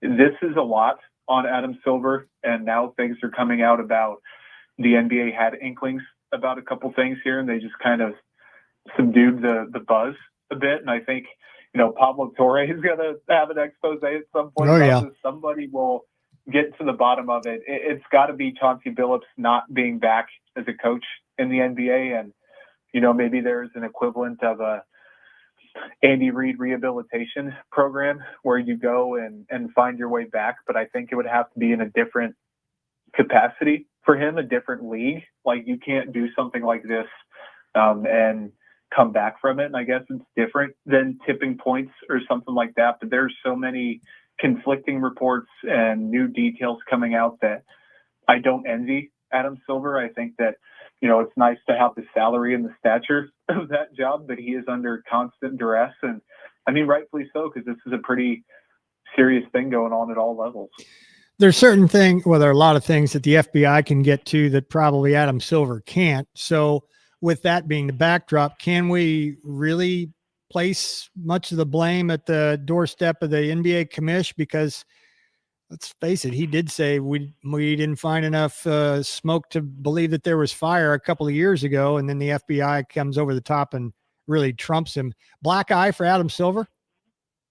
Yeah, no, that's a fantastic point. And I think part of it is the old adage, and I've said it before on this program countless times, that it starts at the top, like whether it's fair or not. And when things like that happen, you automatically go to the guy who is quote unquote in charge of all of that, but he's also working for the teams. It's going to take a very thorough investigation. We didn't even touch on the Kawhi Leonard thing, which is a whole nother, jar of wax to go through. So it's not his fault. I don't think like anyone blaming him for it, obviously off base, but can that seat warm up a little bit in the eyes of people? I think absolutely. And can there be more investigating that needs to be done, even if they don't want it to be? I think that answer is a resounding yes. So we know about the Terry Rozier thing and the prop bets and the unders. And so taking that off the table, just looking at the Chauncey Billups thing and the illegal card games, things like that, is that independent of we are more accepting and more encouraging that people gamble on sports because of all the sports apps in the different states? Do you think those are related? Because obviously the Terry Rozier thing and gambling is related, and the encouragement therein. What about the Chauncey Billups thing? That just strikes me as weird. ESPN was doing their segment on the Billups thing, and they literally took off the ESPN bet promo ticker on the screen mid-segment. And we will see, and people make the jokes like, okay, this gambling has got to stop. This is brought to you by DraftKings, your official NBA partner. Like, literally, the contradiction there, the dichotomy between, okay, gambling is good and we need the money for it versus it's bad, players can't do it, teams can't do it, coaches can't do it, refs can't do it, all of that stuff. Then the media being sensationalized with it, and you're doing analysis that's based on exactly that. It's a big ethical dilemma, I think, that there isn't going to be a clear answer for, and it's kind of one of those things that can derail plenty of lives. And apparently, no matter how much money you have, it can still tempt several people to continue getting an edge. So the oversaturation is definitely a problem, and unfortunately, I don't think it's going to be fixed anytime soon because there's so much positive money coming in through it. Am I being too dramatic to bring in the mafia aspect of this? And maybe, just maybe, there are players or coaches or whoever's involved that we don't know yet that are in too deep and fear for their lives? I don't think you're too dramatic. I think it's absolutely on the table. And again, when you have all that money and you have the quote unquote power and stature that comes with all of it, you're going to be in a lot of rooms with a lot of people of high influence and high, connections. And all it takes is one bad poker table or, one dinner with the wrong person, something like that, to send you down a loop. And again, it's not at all crazy. It sadly is not probable, but absolutely on the table. And Chauncey Billups is an example of that. And of course, there's going to be more details that come out, but it wouldn't surprise me at all if, one player, one coach, somebody down the line got looped into something like that. Should we worry about the legitimacy of sports from here on, or is that being too dramatic because you start to think that everybody's on the take? Yeah, I want to keep saying no. Unfortunately, it gets harder and harder to as time passes, it seems. And I remember even 5-10 years ago, before betting became a big thing, at least in this local area, before it was legalized, people would say, okay, well, it's rigged and it's fixed and people are paying off this guy, they're shaving points from this gal, whatever. I still want to believe in the human aspect of it and say that that's not the case. But man, there are certain situations where a facial expression gone wrong or a mic'd up thing that gets leaked or something like that. It's hard to get the cold hard proof and evidence of that. But in terms of wondering about it, I do a lot more wondering in 2025 than I think I ever have at any other point. Jordan, great stuff as always. Appreciate your perspective on all those things. Thanks so much. Yep, likewise, buddy. All right, Jordan's Juicy Takes brought to you by Booth Creek Wagyu. Again, this upcoming holiday season, why don't you start your own family tradition? Go to Booth Creek Wagyu. They're at 21st and Webb or boothcreekwagyu.com to place your order. They got ribeyes, they got KC strips, flat iron steaks, fillets if you want to go really high end, but also brisket, roast, jerky, and things as simple as ground beef and hot dogs too. So head on in there, check it out. Start your own family tradition this holiday season, either Thanksgiving or Christmas. Scratch the turkey and ham and head on into Booth Creek Wagyu. It's a really special occasion, so you might as well let Booth Creek be part of it. When we come back, Jack and I will make our picks of the week and also look back on a historic World Series Game 3. That's coming up next. The Shane Dennis Show will be right back on ESPN Wichita, 92.3 FM. Hey, Shocker fans! Wichita State men's basketball season tickets for the upcoming season are available now at the lowest price in 15 years. For as low as $400, you can become a season ticket holder and experience the excitement of Charles Koch Arena for all 17 games this season. Now is the time to lock in your seats. Visit GoShockers.com/tickets or call 316-978-FANS. That's GoShockers.com/tickets or 316-978-FANS. Go Shockers! Hi, I'm Martha Stewart, and I have a question for you. You know that unwelcome guest everyone wishes would just leave already? That's COVID-19. That's why I got an updated booster designed to help protect against recent Omicron variants. Got it? Check eligibility and schedule your updated COVID booster at vaccines.gov. Sponsored by Pfizer and BioNTech. What do people with blindness or low vision need to live to the fullest? Just ask them. It's skill development, scientific breakthroughs, knowledge-based jobs, and the same opportunities as everyone else. When you give to Envision, whether it be your time, donations, or your engagement, you make it all possible. That's because at Envision, they don't focus on the disability. They value the ability. They choose not to envision a world without sight, but to envision a world where people who are blind or visually impaired are empowered to reach their full potential. Learn more at envisionus.com. In business, just like in sports, the best defense wins games. That's where Conradi Insurance comes in, delivering elite risk management and employee benefits to companies across the greater Wichita area.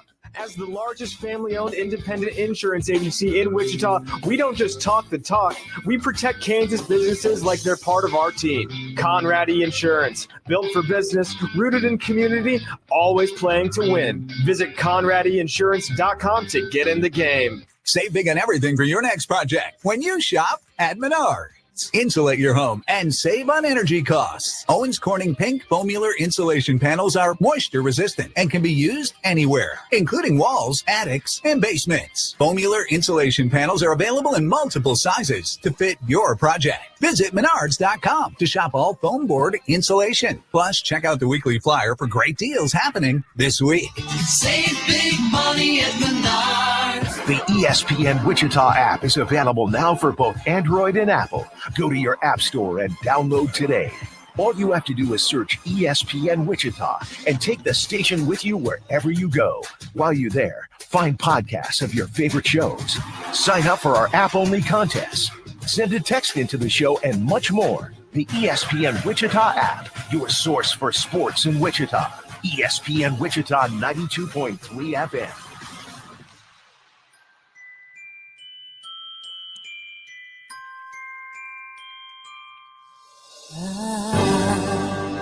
Don't want a lot for Christmas. No, it's not quite time for Christmas music, but on this day in 1994, Mariah Carey released this album. It's called Merry Christmas, and this song, one of the greatest ever created, was on it.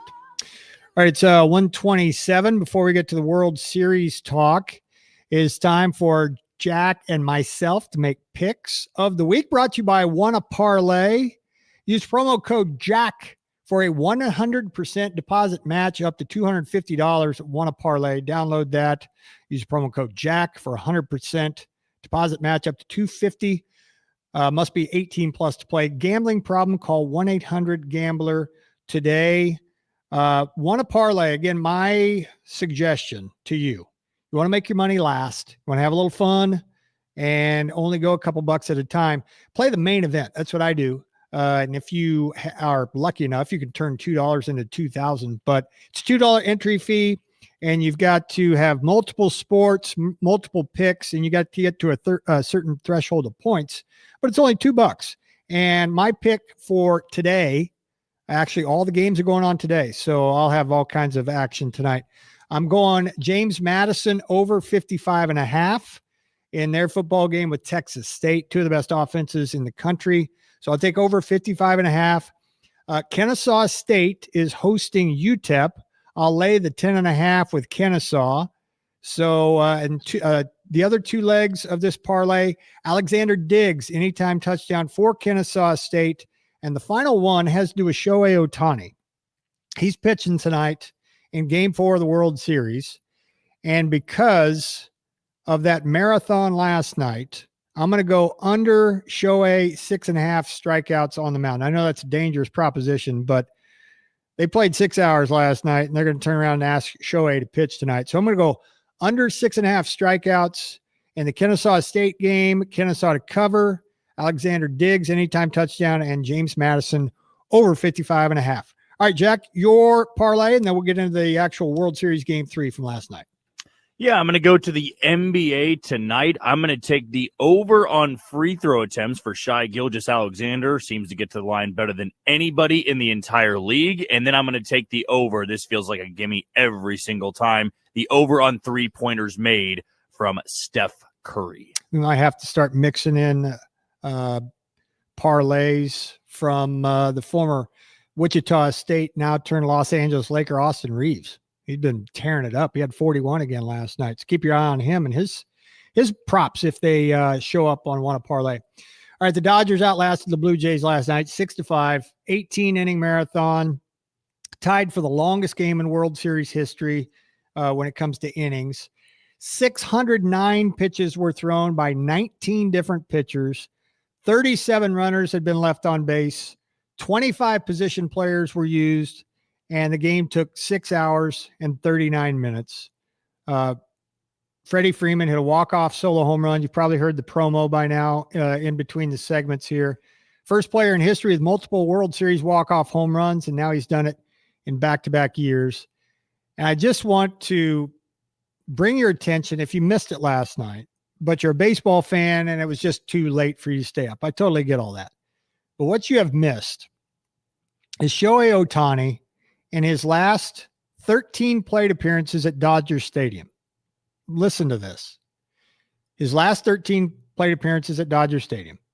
Home run, walk, home run, double, home run, double, home run, intentional walk, intentional walk, intentional walk, intentional walk, and walk. They pitched to him at the end, but not really.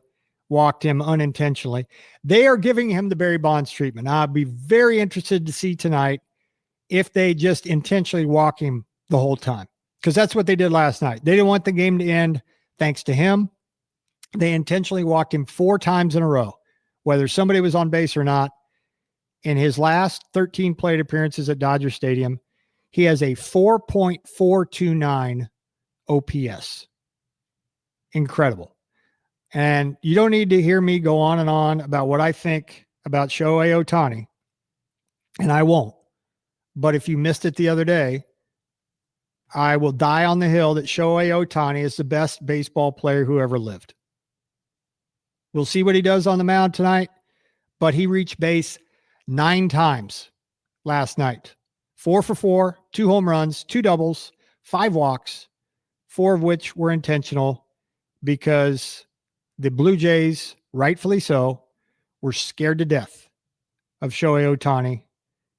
Again, he's getting the Barry Bonds treatment. You want to compare him to Bonds or Babe Ruth or anybody in between. He is certainly on the Mount Rushmore, and in my view, better than all of them. And he is rising to the occasion on the biggest stage. Tuesday morning is when it ended. Toronto time, Wichita time. I'm not exactly sure. I think even Mountain time zone. It was the next day. But it did not set the record for longest game as far as on the clock. Dodgers and the Red Sox in 2018, 7 hours and 20 minutes. But that was before the game had a pitch clock. But 6:39 last night, and many records fell in that one, as you would imagine. And position players came and went in that one. I'm sure both managers lamented the fact that they went to their bench. Alejandro Kirk was taken out of the game. Bo Bichette was taken out of the game. George Springer came out of the game on his own. He tweaked his back or something on his swing. But it had everything and stuff that you wouldn't even predict. Pitchers going multiple innings, including former Royal Will Klein, as Jordan Foote alluded to. He went 4 innings last night and got the win. He's barely pitched in the big leagues. You talk about Trey Yasevich. Will Klein has bounced around and barely pitched and hasn't been able to hang on really with anybody, including Seattle, Kansas City, and now the Dodgers. But the Dodgers win last night in a legit marathon, thanks to Freddie Freeman. Will Klein entered the game in the 14th. He was the Dodgers' 10th pitcher of the night. It's the first time in World Series history that a single team used 10 pitchers in a game. It was beyond description. And during 18 innings, there's no way that you could narrow it down like we did with the Chiefs game to 3 big things. You play a game that long, and you play a game that goes 4 hours between runs being scored, you can point to a lot of things. I don't know how much you saw last night, but I want to make sure that this doesn't go unnoticed too. You'd have to Google this, you guys. And I don't know what or YouTube it. I don't know what you would have to put in as far as the search bank, but all of the relays and throws to the bases were unbelievably epic last night. Alejandro Kirk had 2 caught stealings that were just defied the odds. You had a throw from Vladimir Guerrero at first base over to third base on a base runner trying to take liberties with him. There was an out at third. There were 2 outs at least at home plate, thanks to great throws and great relays. One by Austin Barger by himself, and another by the Dodgers, Teoscar Hernandez, that was part of a relay. It was a clinic on not only attrition, but focusing defensively and on the mound for nearly 7 hours. And for a long time, neither team blinked. And it could be argued that nobody blinked, that Freddie Freeman was just great, and it was just his time in the 18th to end the game. But kudos to anybody who saw even, 3 hours of it. That's not even half of the game. But I don't want to go quite as far as say that was the best baseball game I ever saw. But I don't think anything will ever top it as far as dramatics, considering the stage, the star power, and 2 teams going at it with nobody flinching a bit for well over 3 hours. And a game that finally lasted into the 18th inning. Jack, you got any takeaways on that crazy-ass game last night in Chavez Ravine? Well, how about old friend and former Royal throwing the last 4 innings out of the bullpen? Will Klein, who was involved in the Lucas Erceg trade last year, was actually with the Athletics, and then the Athletics let him go because he really couldn't catch on. The Dodgers gave him a chance, and I say those stories are some of the coolest in baseball, especially in 18-inning games, because his ass is getting lonely out there in the bullpen. Yeah, last one sitting down there. He sees all of his teammates going and warming up, and he's going, man, with this lineup, I can keep my jacket on. Somebody's going yard, right? Freddie Freeman might be able to do it. Mookie Betts, Will Smith, Max Muncy. I thought Will Smith actually got it in the 13th inning, I believe.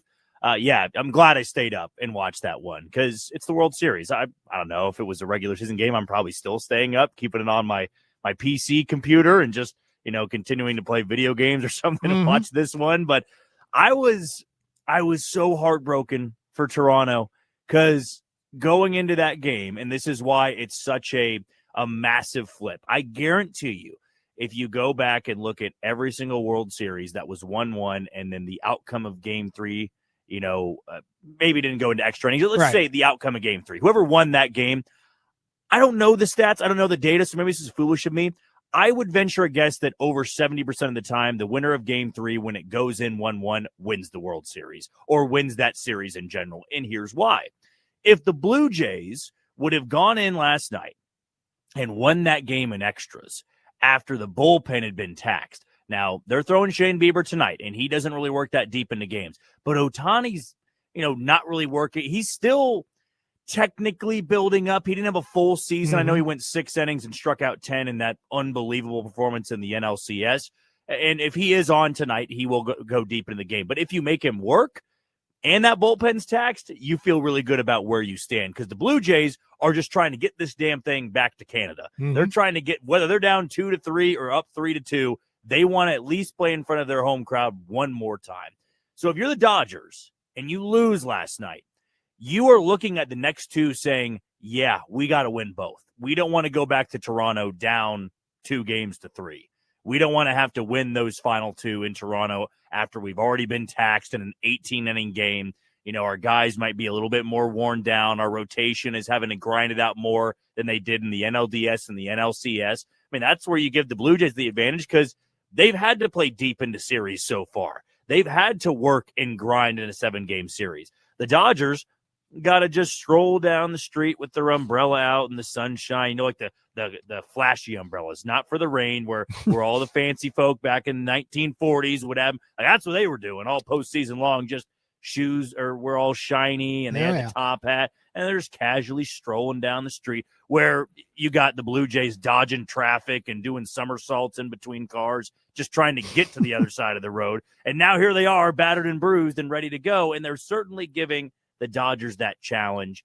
but this is also why I picked the Dodgers to win it. Not because I'm some genius and I'm going out on a limb. I mean, I'm picking a damn lineup that has 3 MVPs before you get to their cleanup hitter. That's how loaded this group is. They had a guy who got on base 9 times last night, got the full Barry Bonds treatment. But what I can say from a baseball standpoint, because my Royals are not playing them, it is truly extraordinary to watch that group of guys play.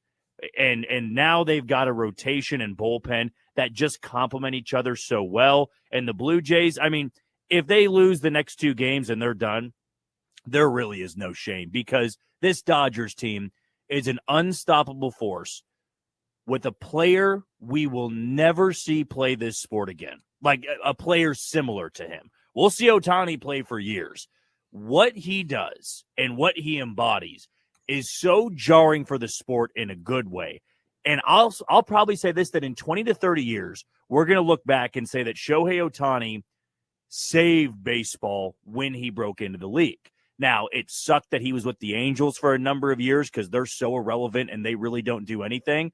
But even though this move to the Dodgers was unfortunate for the rest of baseball because they didn't need any help, it was like when LeBron went to Miami and it was now we got to deal with the big 3 and everything like that. Yeah. But Ohtani played on irrelevant teams for years, never got to the postseason.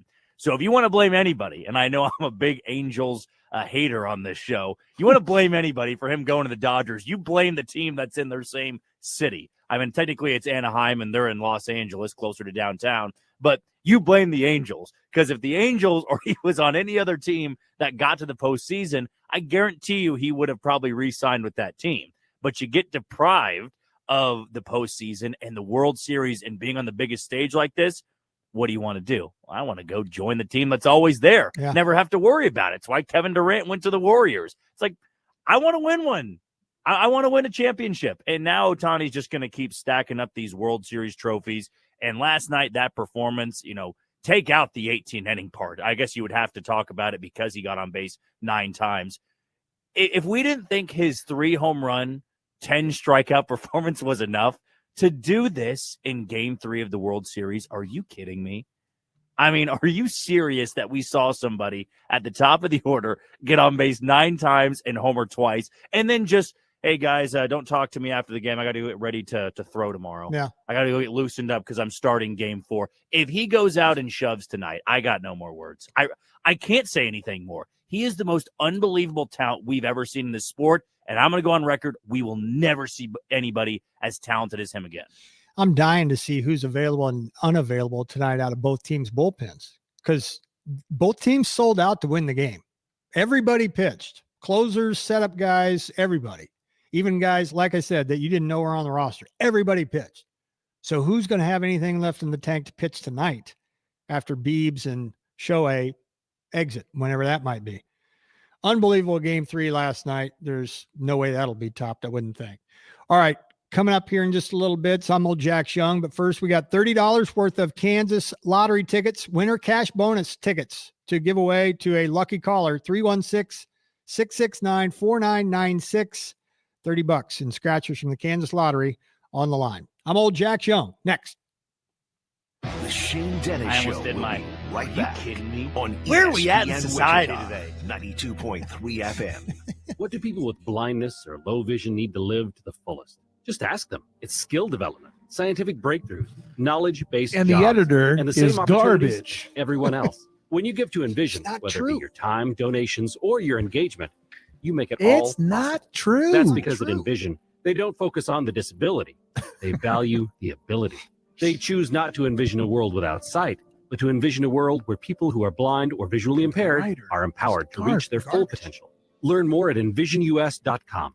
Too funny. I can't believe tax season is here already. Look at all this info I have to enter. Phil's small accounting firm is growing in numbers. Why didn't I take that typing class in high school? A data entry specialist could really help him in a crunch. I got blisters on my fingers. Indeed can help him hire great people fast. I need Indeed.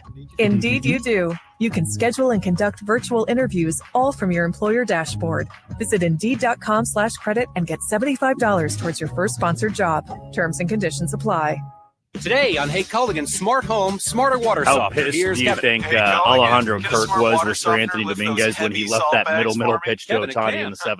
Wait, it can. Yep, the smart Dude, high-efficiency water if softener it wasn't from for Culligan can Ohtani, alert your dealer Kirk when the might salt be needs my to be replaced, favorite and they'll player do in the it World for you, Series. so your water stays soft and That you stay bowling away ball. from lifting the Those bag. those two caught stealings at second base. No were judgment here, Kevin. We're ridiculous. happy to do it, and we're already on It's the way. very easy Let for us him help to you go out up with from the free squat in-home to water throwing test with the formation. Oh, local calm Culligan down. He water threw out expert at Ohtani. Culligan.com. I know. Research shows He stole that one on the listeners pitcher, prefer a no personalized time. And experience. Kirk. So to help you remember, Liberty gunning Mutual down. customizes your home insurance. It personalizes ad for Amber, who really misses boy bands from the 90s. Hey girl, I'm the cute one, here to tell you how Liberty Mutual customizes your home insurance. And he's so you going to only pay shove for tonight. what We you all know need. it. For sure. He's going to go. He's going to strike out 12. The place will be You're the standing boy the whole band everyone game, too. forgot about. Only pay for what you need at libertymutual.com. Whether you're hosting Did you see a the big star game, power in the tailgating with stands, friends, too? or just celebrating your favorite team, Oh, yeah. Auburn Who's Spirits who? and Auburn Wine and Spirits Who's have in the everything you need. Stock Oh, up on Magic ice was cold there. beer, your Jason favorite Bateman was spirits, and there. wines that will make Matt every Stafford kickoff, was there. touchdown, and victory taste even better. Beebs Make was Auburn there. Spirits at 135th Sitting next to and Gary Maple Sheffield. and That was kind of Auburn weird. Wine and Spirits at Was Drake 320 there? North Rock Who? Road, your game Drake. day headquarters. I thought I Auburn saw him. Spirits and Auburn Wine and You know what you Spirits, will where say? your winning season begins. Huh? Celebrate You know what local. Drake Yes, I do. Okay. And visit us I don't know what at it Fair sounds like, question. but I know what it Fair looks like. question. No, I know exactly what it is.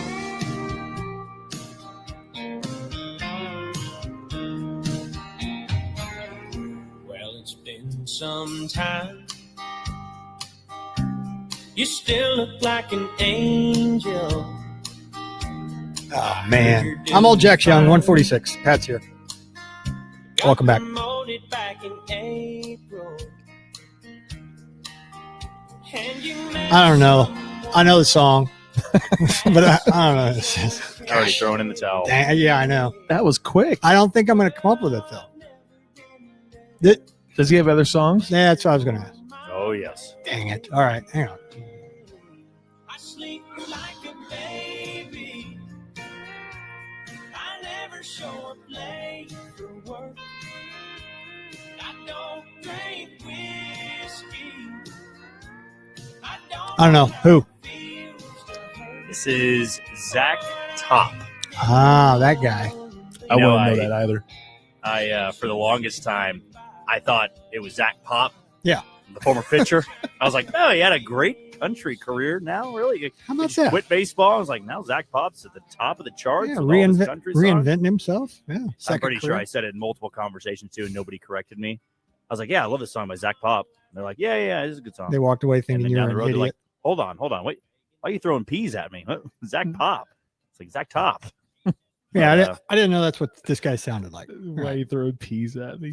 Do you know what he's referring to? No, I don't. Oh man, who podcast? Right? They're talking about Mhm. Tupperware. When the guy says, "Wait, hold on," say the first syllable. Tub, wrong. Tupperware. How do you say Tupperware, Shane? Do you say Tupperware or Tupperware? No, with a P. Tupperware. Yeah. Well, this guy who had more of a Jersey accent, he's like, yeah, I put stuff in my Tupperware. And he's like, hold on, what did you just say? It's Sal Volcano from Impractical Jokers, which we've talked about. Okay. there we go. I get it There now. we go. All right. And he's All like, Tub? He's like, oh, slow down. Slow down. So Start again. say the first syllable. Tub. Wrong. All right. Wrong. Thank you guys for educating me on that. You're, All throw, right. you're throwing beeves at me, babe. Isn't that what he says? Throwing bees at me, babe. Something like that. You knew that it was the right one. You've never failed to misquote anything. Yeah. You've right. never you've even gotten Come one word on. wrong in any quote. Don't ask for help over there. Get You have always gotten every song and every quote Don't right get- in the history. don't get of all this modest segment. on us now. It's not true. Humble It is fella. true. Humble fella. Right? Yeah. Yeah, He's very humble. If I'm asking for, did I get that correct? Yes, I super don't grounded know. over there. He's just asking for. Just people to- asking. Yeah. I'm just asking. All right, born day, October 28th. Turning 51 today, Braden Looper. No, that would be the former pitcher, Braden Looper. Yeah, former Shocker, Braden Looper. Hey, Cardinal- Marlin, too. Cardinal, Marlin. Yep. Brewer at the end. Didn't know he was a Shocker, though. He was. Teammate of mine. Oh. Yep. Let's get him on the show. Yeah. What the heck? We have, and all due respect, and I do mean, There are probably 55 things that Braden would rather do than talk to do you. an interview. Yeah. Yeah. So can we consider make this him- like a shocker World Series? Joe Carter and Dreifert, Dodger, right? Yeah, there you go. Not much of a stretch. Yeah. Are you pulling for the Blue Jays? Based because of Carter? I don't know if anyone asked you that, but I'm going to ask you now. Casey Blake. Ooh. Spent 5 minutes with the Blue Jays also. And he also played for the Dodgers. Boom. This is a Casey Blake World Series. We all win. Terrell Davis, 53. Bronco. Correct. He won a few games. You know where Terrell Davis started his collegiate career before he went to Georgia? Either one of you? Should we know this? No. Okay. Very obscure. They don't even play football anymore. Long Beach State. How about that? Truth. I was thinking J Conference. Jack's speechless. Steve Atwater, 59. That's a former Arkansas Razorback and Bronco. Correct. Juan Guzman, 59. That would be baseball. Also, if I'm not mistaken, I believe there's a great NFL Films moment of when Atwater absolutely laid out Christian Okoye. Yes, correct. And nobody was able to do that. Train crash. Yes. 2 locomotives ran into each other. By the way, Juan Guzman, former Blue Jay great. ALERA leader, 1996. He was on those World Series teams, 92 and 93, with Joe Carter. It all comes together. Feliz cumpleaños, Juan.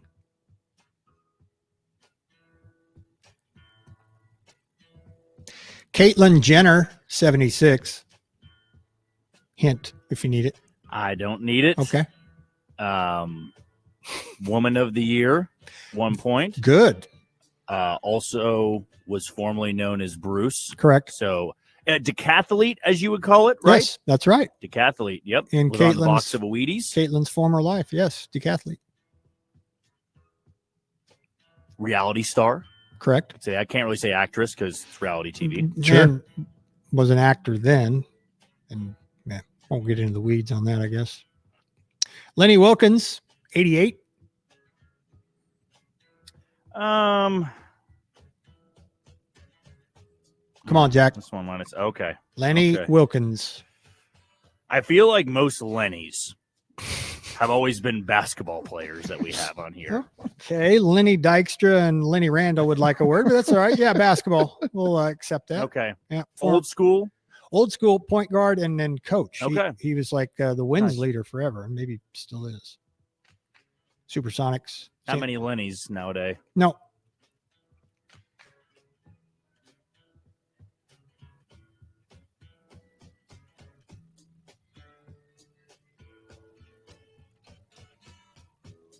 Tim Bogar, 59. Tim Bogar. Bogar. Kind of obscure. Football. No. Former Mets infielder.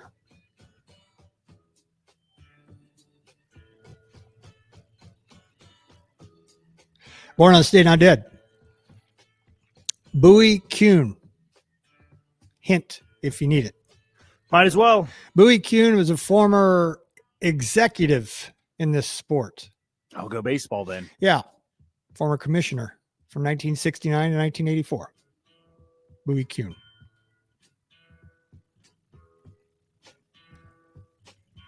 Don't run into any buoys anymore or ever, do you?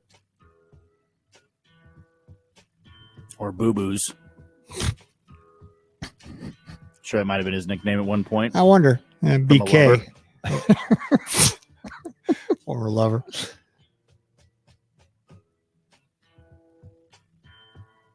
Dead day. 3 years ago, Vince Dooley at 90. That's football. That's right. Former Georgia coach. Does that mean Georgia, he coached Terrell Davis? 2004 was his last year. I bet he did. Maybe. Also dying on this day, 2006, Red Auerbach. Oh, yeah. The great Red Auerbach in Winning Time. Played so perfectly, too. Michael Chiklis played him, right? Is that the guy? Mm-hmm. Beat LA. The real Red Auerbach made it to 89. So good. So good. So good. Got to watch it again. Did you officially finish it? Oh, yeah. Jack was on. Take that on no you for a can long do. time, so. Oh, man. John C. Reilly. Get that All right. bleep out. I'll go watch it then. You can, oh. I have yet to do it. But I'm also Treat a guy that yourself, doesn't get, I don't dive into TV shows all that and you don't get a often. lot of free time. I get that too. But man, Well, it's not that. Keep that in the back of your mind. Okay. The likenesses of all those guys, Kareem, Magic, Bird. It's freaky. It really is. Adrian Brody looks a lot like Pat Riley. You'll laugh. You'll laugh out loud. You go, oh, wow, I know who that is. All right. That'll do it for me. Don't forget tonight, a little later on, we got KU Fort Hays State, Jayhawk basketball final exhibition. That comes your way with coverage starting at 5:30. For Jack, I'm Shane. Thank you for listening. Stick around. The Pulse is next. Bye, Shane. Later. Wichita's news sports leader, ESPN Wichita, 92.3 FM, KKGQ, Newton. Pay heed, all who enter. A swat on one end, a poster on the other. What a sequence. Join the Jayhawks all season on the hardwood. He hit it from way downtown. The legacy continues right here on your home for Kansas Jayhawk basketball. Tonight, the Jayhawks face Fort Hays State. Hear the tip-off at 7 tonight on ESPN Wichita 92.3 FM. Eaton Roofing and Exteriors loves being a part of the Kansas landscape. Since 1993, they've repaired or installed residential roofing on thousands of Kansas homes. And whether you've had storm damage or you're ready for a new, current, weather-hardy roof, you can trust Eaton Roofing and Exteriors for expert advice about the right roof for your performance needs, budget, and neighborhood covenants. Call the local Eaton experts today at 316-943-0600 or visit EatonRoofing.com. Eaton Roofing and Exteriors. Are you tired of living with chronic pain? At Midwest Pain Relief Center, we provide cutting-edge, drug-free therapies to help you live a more active, full life right here in Wichita and the surrounding communities. We're Kansas' top integrated medical clinic focused on finding and treating the root cause for your pain with personalized care. No prescriptions, no unnecessary surgeries.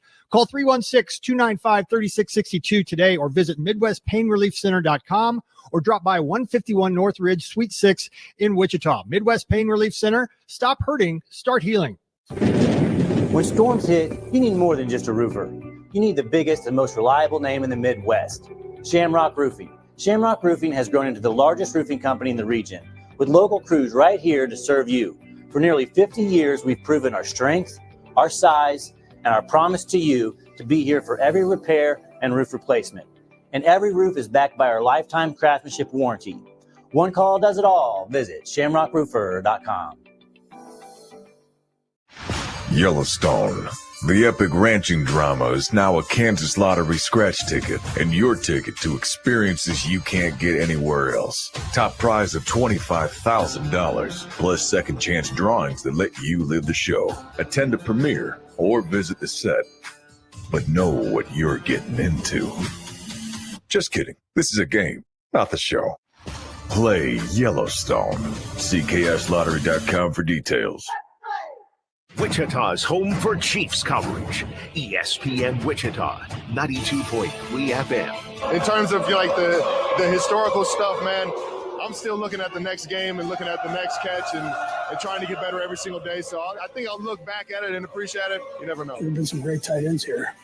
For him to be able to do what he's done over this amount of time is great. Wichita's home for Chiefs coverage. ESPN Wichita, 92.3 FM.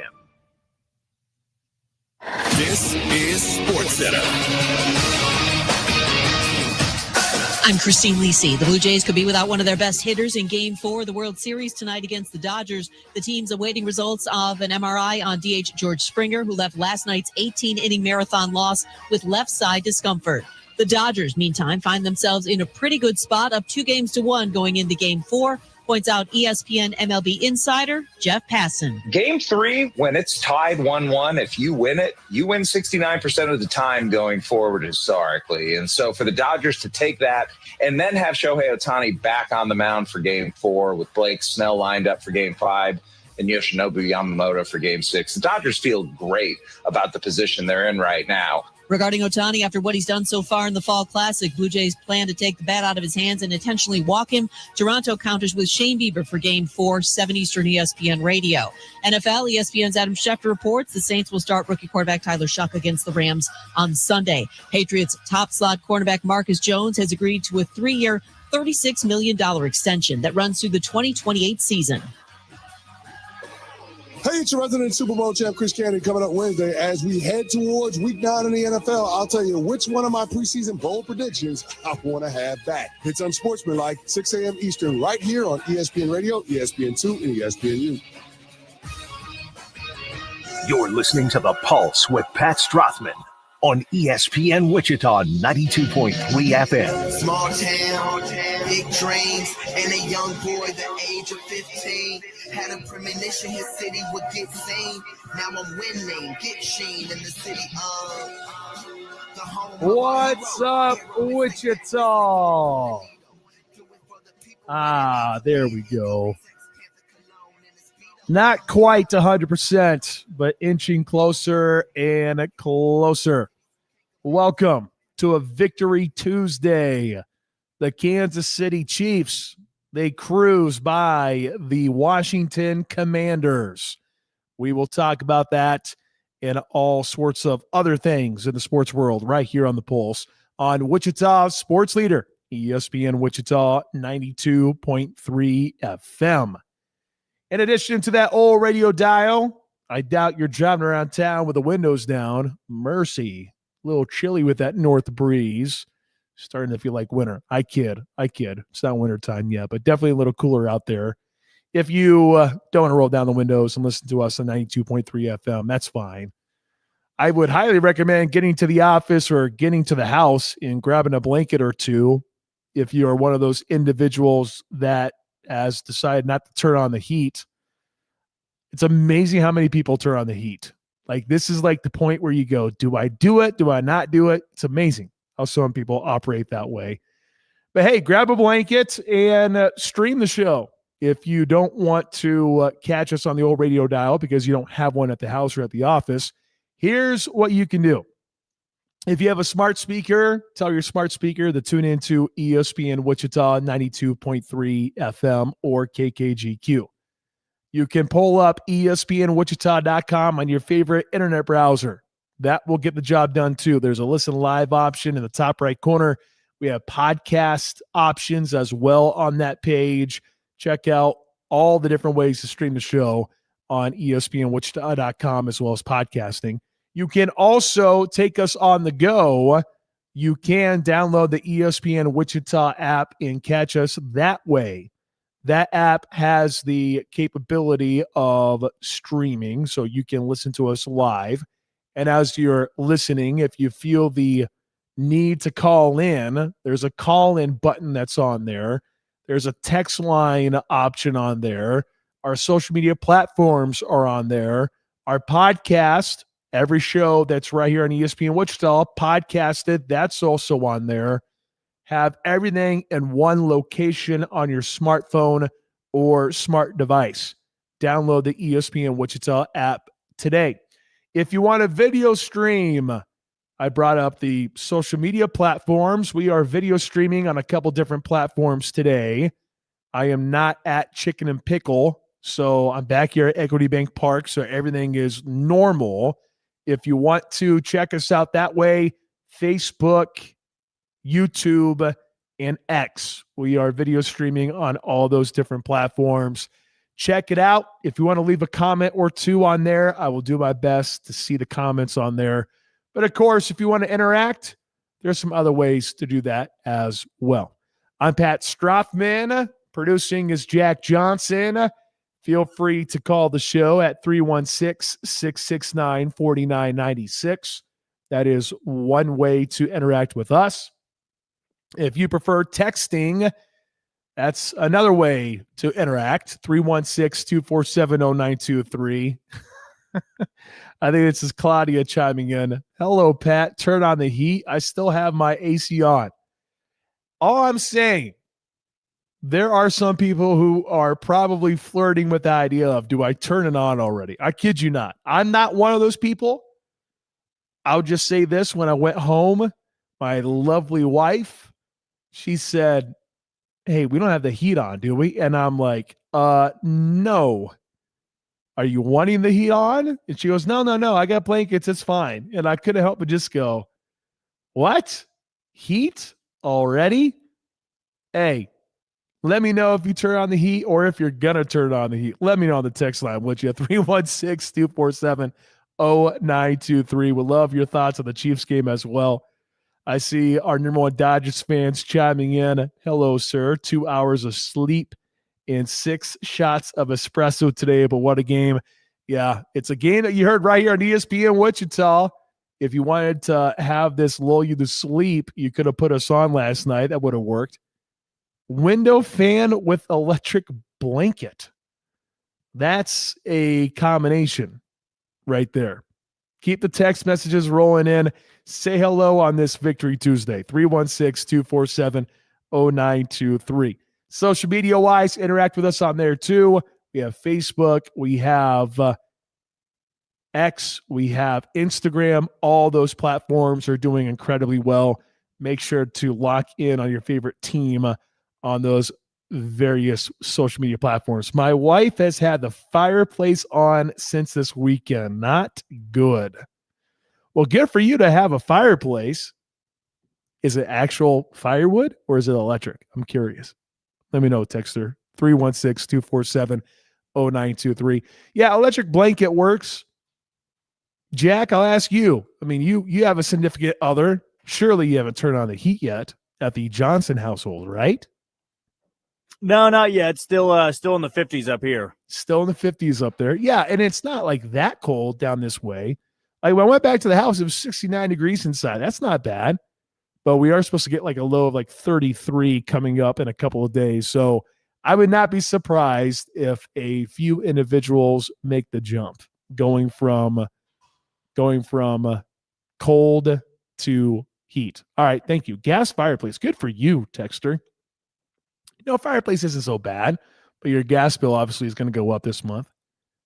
I use my blanket with the fan pointing at my girlfriend. That is funny. Good work on that. 316-247-0923. These people are crazy. I even cracked down my AC yesterday. Still sleeping with the window open. Oh, man. Yeah, that's like the fun part about the Midwest. It's very much a when do you do it? I am almost always we're going to wait until Thanksgiving as long as possible. But you know what changes things? Other individuals in your house. When I was a bachelor, didn't care if my dog was in the cold. Who cared? Like, it's fine. Like, we can survive. But when you have a wife and 2 kids, including a 3-week-old baby, then things change a little bit. I'm a winter girl. Love the cold weather. All right, good for you, Claudia. 316-247-0923. Perfect hot tub weather last night. Went to American Shaman. Hey, there you go. Went to American Shaman. Thank you for that. Chilled in the apartment hot tub. Big fall vibes. Love it. Absolutely love it. Keep them coming, would you? 316-247-0923. I might have to make that suggestion to Chance for Ask the Office, brought to you by Dent Source, for our social media pages. When do you officially turn on the heat? I might make that suggestion because it is amazing how many people do indeed flip the switch when it's at this stage. I can deal with this. Yeah, when you start to creep toward 40 degrees and 30 degrees, different story. But I can deal with this for now. Keep the messages rolling in. Y'all are funny. Appreciate y'all. 316-247-0923. Hey, here's what we got for you today. It's pretty much a normal Tuesday. Only difference is the Chiefs played on Monday Night Football, so we'll recap that. We'll have our sweet play of the game brought to you by Annie's Frozen Custard.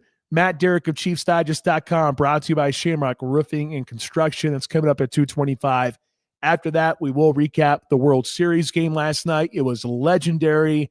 We'll also do our burnt end of the hour question of the day. Give you a chance to win $20 to Tanker Barbecue.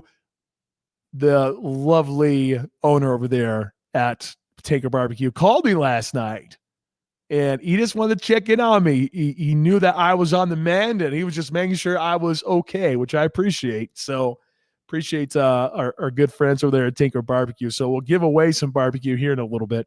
Hour number 2 begins with a Tuesday with Taylor Eldridge from the Wichita Eagle. He's brought to you by American Shaman Wichita. 325 around the NFL. What do we see from the NFL after the latest action? And then at the very end, we'll do a Take Two Tuesday. That's what we got for you today. It is October 28, 2025. Thanks for dropping by. Thanks for being here. Thanks for being a part of Victory Tuesday here on The Pulse. Heater came on this weekend. Wife turned it on for her and the teenage daughter. Yeah, see, that's when things change. Like, I am one individual who says, nope, we're toughing it out. But once you have kids, a 2-year-old and now a 3-week-old, I feel like I have to be a little bit more sympathetic. And if the wife wants to change it, we're going to change it. But right now, we're fine. I just have a feeling in a couple of days, I'm going to be suffering the same fate as a lot of you. We do heat/cool. Heat 69, cool 72. Also, I didn't hear you shout out. Oh, my gosh. Yeah, whatever. Hey, here's the thing. Tristan, first off, happy birthday, Tristan. He's interacting with me on Facebook. Happy birthday. Here's the deal. You follow ESPN Wichita on all the social media platforms, and I'll give you a follow, my man. And yes, I have looked. You do not follow ESPN Wichita, so get the job done. Happy birthday, Tristan. Thanks for being a part of the show. Hey, let's talk sports, shall we? Enough about this whole hot and cold thing. Like, come on now. Let's talk about the Kansas City Chiefs. In some ways, I guess hot and cold yesterday, right? On Monday Night Football, it was a tied game there for a bit. And you look at the first half, it seemed like it was going to be one of those games for the Chiefs, where without Jaden Daniels, the Commanders would push the Chiefs all the way until the very, very end, with that game ending on an interception in the end zone for the Chiefs defense or something else stupid. It just seems like those games happen quite a bit for the Kansas City Chiefs. But then the second half, you saw the Kansas City Chiefs show the entire NFL, like, hey, there's a reason why we are the favorites now for the Super Bowl going forward, because their offense is explosive. Well, not really all that explosive, I guess, last night, but their offense is clicking. It's really firing on all cylinders. The defense completely smothered that Commanders offense, and Kansas City went on to dominate 28-7.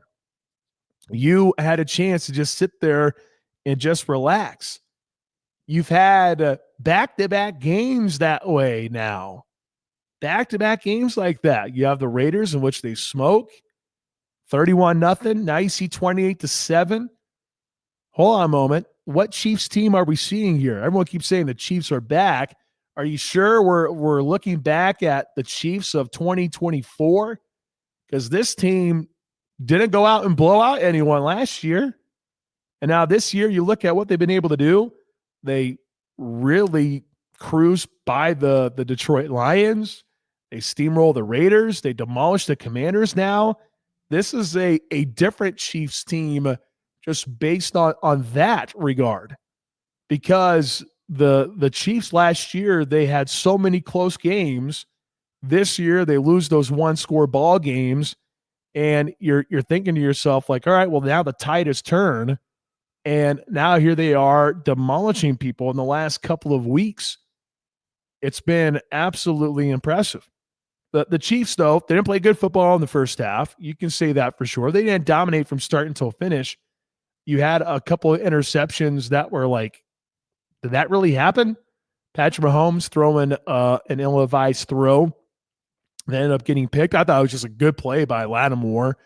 I know Peyton Manning really said something otherwise, saying that if this happens, if the corner is looking or the defender is looking, you don't throw the ball for back shoulder. Well, Mahomes did it because Patrick Mahomes feels invincible, and it ends up being an INT for Washington. And then you see Travis Kelce unable to secure a ball, and he gets tipped up in the air and gets intercepted. And that's when you're thinking, oh, man, it's going to be one of those games where Kansas City is either going to lose this like 14 to 13, or they'll find a way to get a last-second field goal to win 13-10. I just felt that way for the Chiefs yesterday. And then you saw the offense start to click. You started to see more protection in the second half by the Chiefs, because at the very beginning of the game, Jalen Moore looked really rough. And I was very worried for Patrick Mahomes throughout the course of that game after we saw the sluggish start for Jalen Moore at left tackle. You also had a new right guard. You had Mike Caliendo taking the spot of Trey Smith. So you saw maybe the effects of that in the first half, where Patrick Mahomes didn't have as much protection. And then the second half, you started to see a change. You see Patrick Mahomes go through his progressions. He had time to really go through his secondary reads. Normally, he can lock on someone and throw the ball, but he had plenty of time to do his second read, maybe even his third, maybe even his fourth.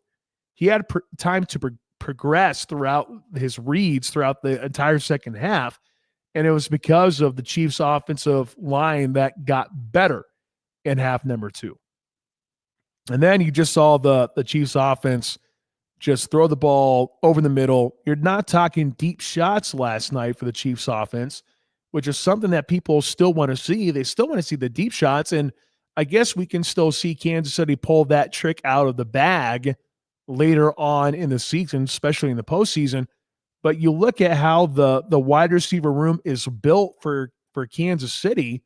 You have Travis Kelce, who can be over the middle, intermediate type of guy, although he had the longest catch last night, 38 yards. And that was mainly because of Patrick Mahomes doing a good job of reading things and broken coverage there for Washington's defense. But you look at Rashee Rice, the dude gets 9 catches for 93 yards and a touchdown. His longest was 25 yards. What do we keep saying about Rashee Rice? And kind of the same thing about Hollywood Brown. You don't need to have those guys be over-the-top guys. Those are guys that can catch the ball 5 to 7 yards downfield. They turn it upfield for another 7 to 10 yards, maybe even 20, depending on how it's blocked down the football field. And I think you saw it again last night in the Commanders game. Rashee Rice gets fed 9 times. He caught all 9 of his targets, ends up getting 93 yards and a touchdown. You had 7 catches for 42 yards and a couple scores last week. I think that's going to be a pretty typical line for Rashee Rice, because that's just the type of wide receiver that he is. A guy that can actually break away from a defender and catch the ball. It's wonderful to have those types of wide receivers. Xavier Worthy gets 5 grabs for 53. Juju Smith-Schuster, pretty much the same thing, 2 for 29. And it's going to be interesting to see how the defenses in the NFL change things as the season rolls along. Because it's always that cover two, because they're so worried about over the top. And now you look at the Chiefs going, all right, well, cool. If you want to do that, go right ahead. We're going to go ahead and just throw the ball between 5 to 7 yards. We'll pick up that yardage, and we'll have our guys turn upfield to get first downs. We'll just do that on a regular basis. And we're seeing what a fully healthy wide receiver group there for Kansas City can do. They're pretty darn special. Now, you can also say, well, the Commanders, defensively going into the game, maybe not that great. Sure, you can make the argument. That's fine. But the fact that the Chiefs were able to dominate last night, again, after dominating the Raiders, they are certainly on one. They are really hitting their stride, which is scary for the rest of the NFL. Mahomes was 25 and 34 for 299, 3 touchdowns, got sacked 3 different times, had those 2 picks.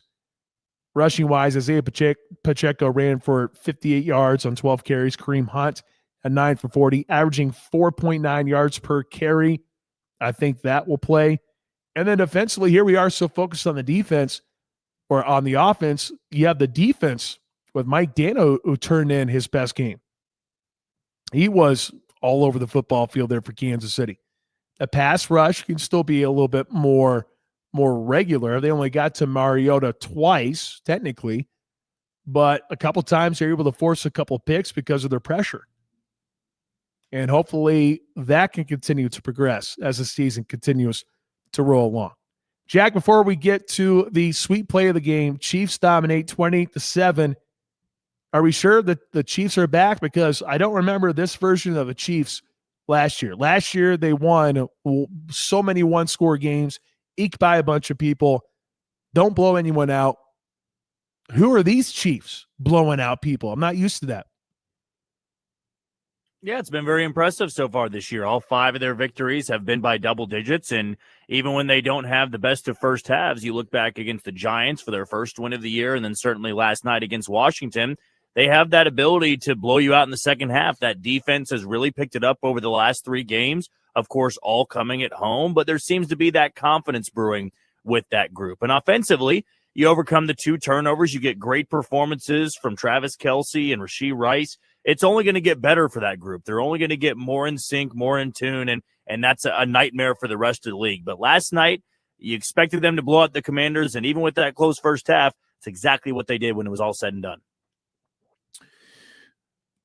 Now, for the sweet play of the game. It's brought to you by Annie's Frozen Custard. Grab an 87 concrete and help Travis's 87 running foundation with every purchase. Do good while eating deliciousness. Andy's, top your day with a smile.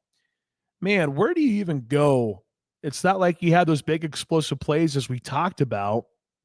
There's all sorts of things that we can do, I suppose, here with the Chiefs. A 38-yard reception there by Travis Kelce is pretty impressive.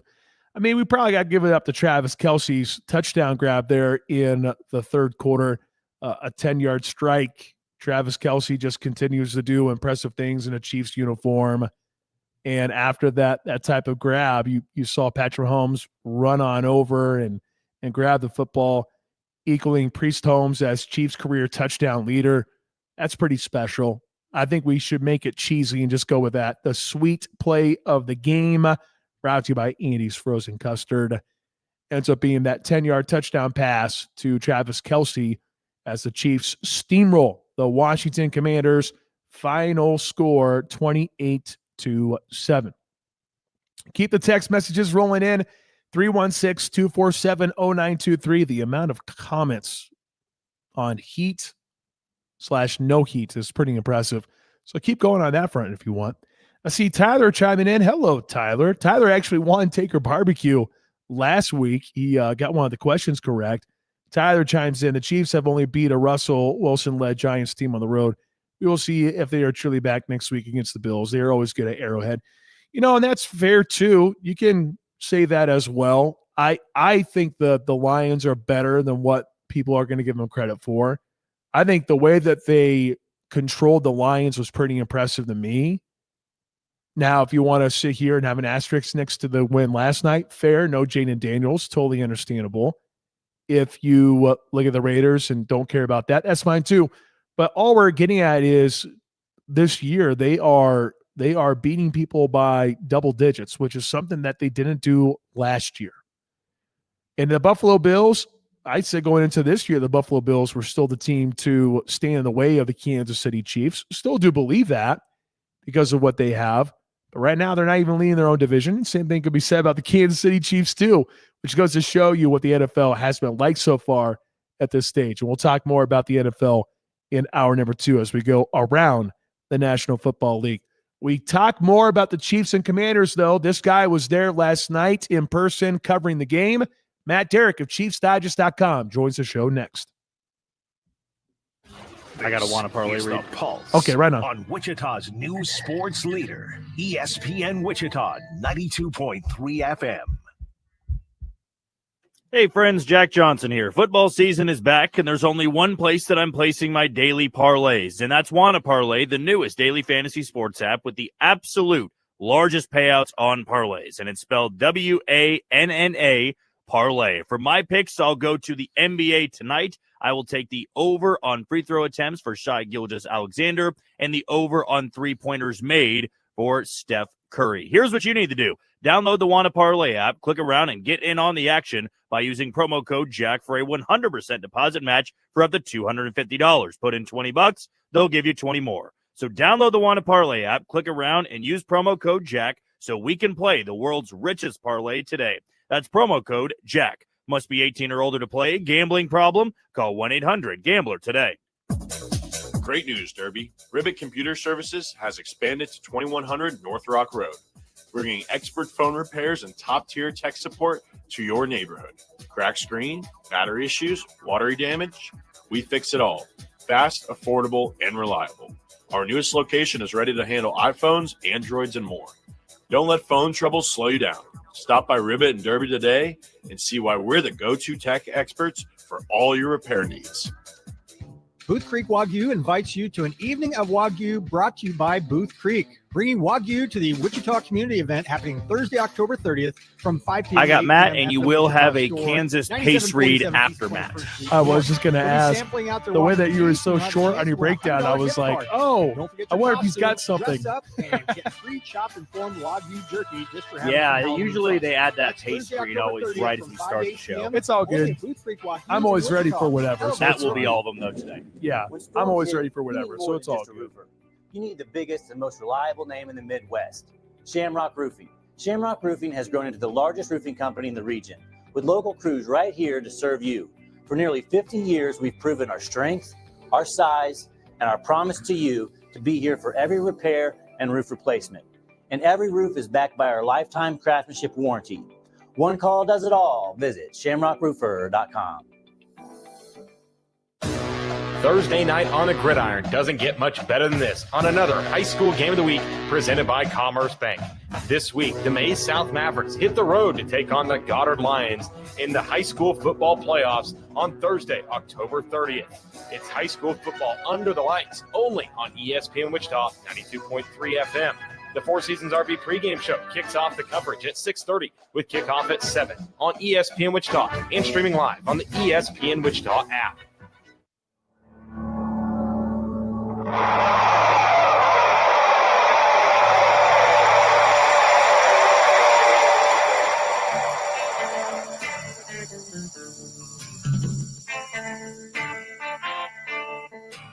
The Kansas City Chiefs, they take care of the Commanders on Monday Night Football. Late night for those who love the World Series, which we'll get to here in a little bit. But let's talk about the Chiefs and their very impressive second half last night with Matt Derrick of ChiefsDigest.com. It's brought to you by Shamrock Roofing and Construction. Hit by the recent storm, Shamrock Roofing has local crews ready to help you right here, right now. For nearly 50 years, they have proven that they will be here for you. One call does it all. Visit shamrockroofer.com today. Matt, I just got your text message. You're chilling there already, huh? You're having fun there at Sports Radio 810 WHB, or sister station. You having fun up there? Yeah, it's one of my two home away from homes. Maybe, you know what? I guess I have like 4 home away from homes. I got a lot of places that I just hang out, Pat, and this is one of them. So yeah, just I'm in the boardroom all by myself, just kicking back and acting like I run the place. Yeah, well, I mean, you should. You definitely should be doing that. You should be walking around like you own the place. I totally understand.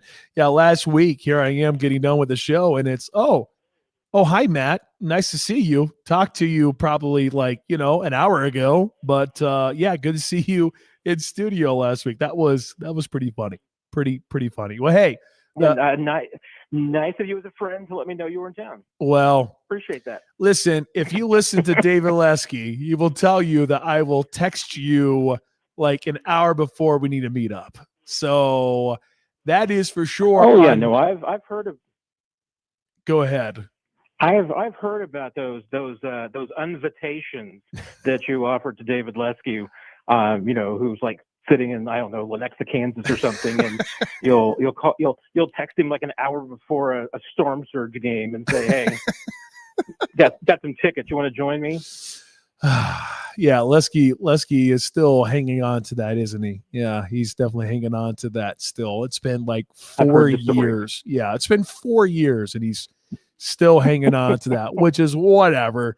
Totally fine. In all fairness, I didn't really see a whole heck of a lot of people last Tuesday. It was a little bit chaotic.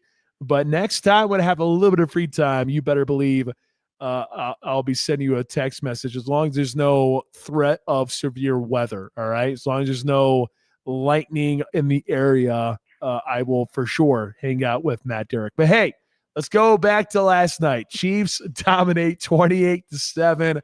It didn't look all that great in the first half. You're probably thinking, oh, it's one of those Chiefs games where they're probably going to shoot themselves in the foot and the game's going to end on a wacky INT in their favor or a last-second field goal to eke out a 17-16 win. But second half, they made some changes and dominated. So what stood out to you last night with that win over the Commanders? Yeah, you mentioned it. I mean, it felt like the first half was like, here's 2024 all over again. You're going to get some strange bounces of the ball, some bad breaks, and if anything, I actually at halftime reflected on that and thought, this is the one way it's different than 2024 is that, usually the Chiefs would be in that situation and you'd be looking at it and you'd be like, hey, Chiefs are, they've actually been maybe dominating this game. They're just getting some bad breaks. Yesterday, I mean, they were actually lucky to be 7-7 at halftime. Washington was winning the turnover battle. They were winning on third downs. They were moving the ball effectively. Mariota was having a good game, and I mean, really didn't play a bad game overall. But in the first half, the Chiefs just, once again, I mean, there were some bad bounces. A turnover-worthy throw, as Pro Football Focus will absolutely say to Hollywood Brown, that Hollywood just maybe didn't put up much of a fight to break up. So, I don't know if I can put them completely on Mahomes, but I know PFF will. So let's go ahead and go along. But in the second half, they once again, I mean, they had some bad breaks, they had some penalties at inopportune times, but they just didn't let it slow them down and just kind of went back to who they are. And I think that's going to be, it could be the defining thing about this team at the end. I mean, we'll see what happens, Pat. There's still a long way to go, but I just think that there's just no way that anybody is going to be able to keep this team down for 4 quarters. You might be able to do it for a half. You might be able to hang with them for a while. But eventually, I think this team it's attrition. And again, she was going to wear out, and you just can't keep up with them forever. And that was a great example of what happened last night. So what changed in the second half offensively? Was it just simply hang on to the ball? I thought offensive line-wise, it was a little bit of a rough start, especially for Jalen Moore at left tackle there at the beginning. I thought it was very rough for him at the beginning. But your thoughts on the offense in the second half, what changed? Did anything change? I mean, I think you kind of hit it there. I mean, the key to going into the game last night for me was no mistakes. And that's not just turnovers, it's everything. I mean, you got to execute. You can't commit penalties. And even on, maybe their best drive of the night, they started their own 6. It's a 94-yard touchdown drive. That's nice. But they also had 25 yards of penalties. They had the 15-yard penalty on Rashee Rice. It was not a penalty, but we'll save that for another day. And then Rashee Rice had the other one, I believe. I think it was his holding call that on a big Rashard Smith run that set him back. So they end up with 119 yards of offense on the drive because of penalties. And how many times do you talk about shooting yourself in the foot and self-inflicted wounds? That was a great example of how a drive that could have gone nowhere. But I asked Mahomes about it after the game, and he's just like, yeah, I mean, this is kind of what this team does. Is you just put your head down, you go to the next play, and you make it work. And, they went 119 yards, Pat, and they only had 1 third down on that drive from their own 6-yard line. I mean, just brutal efficiency. Matt Derrick of ChiefsDigest.com joining us here on the Pulse, brought to you by Shamrock Roofing and Construction. 28-7, Chiefs take care of the Washington Commanders. The one thing that stood out to me just watching last night, didn't really see too many explosive plays, or at least Patrick Mahomes attempting to go down the field for the big bomb, the big shot. Didn't really see too much of that. I guess maybe that might be surprising to some.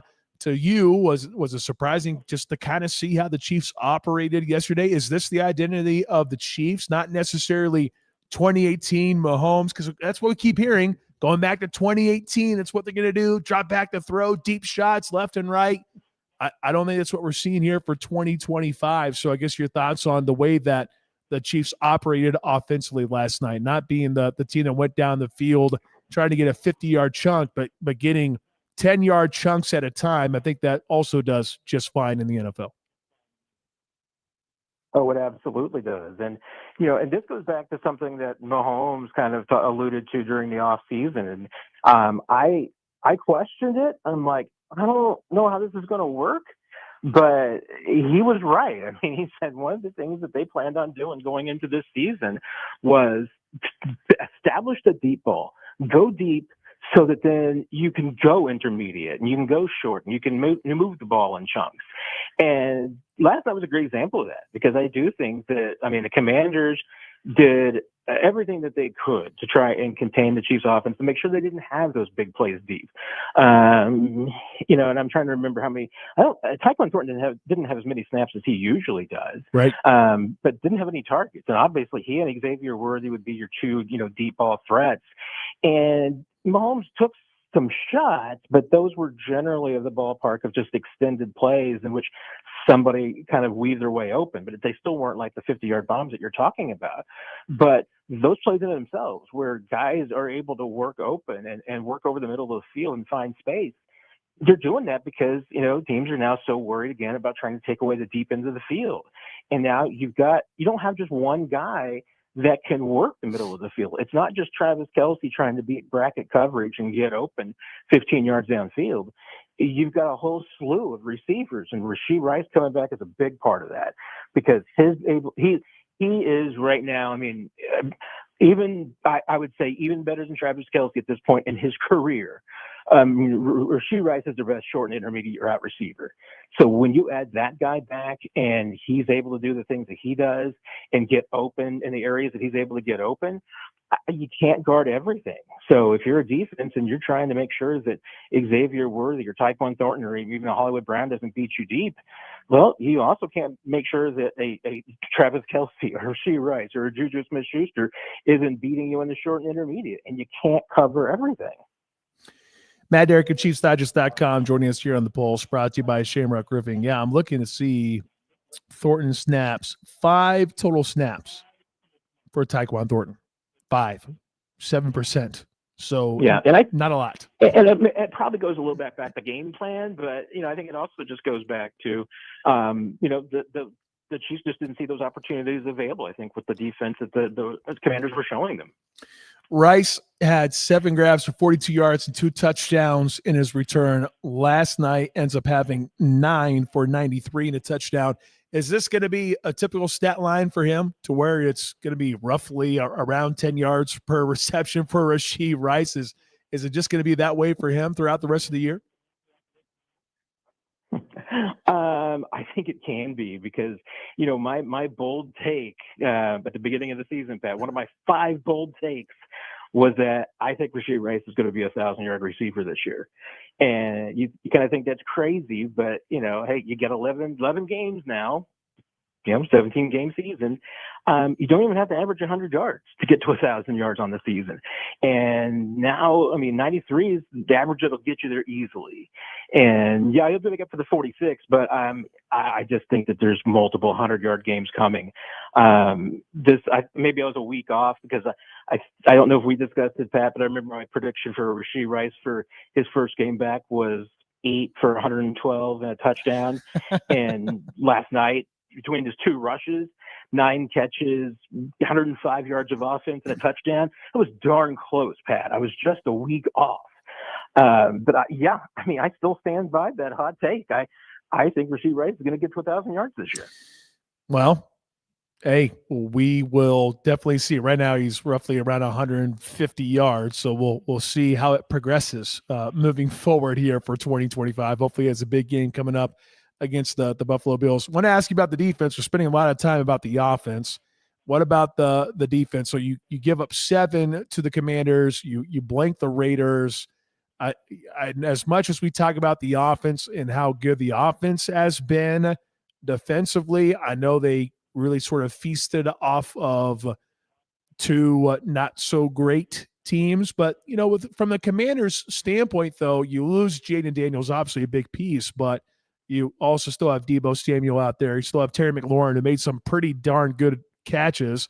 If he doesn't make 2 of those grabs, boy, that offense looks way different. So your thoughts on the defense and where it stands here at the midway point in the NFL season?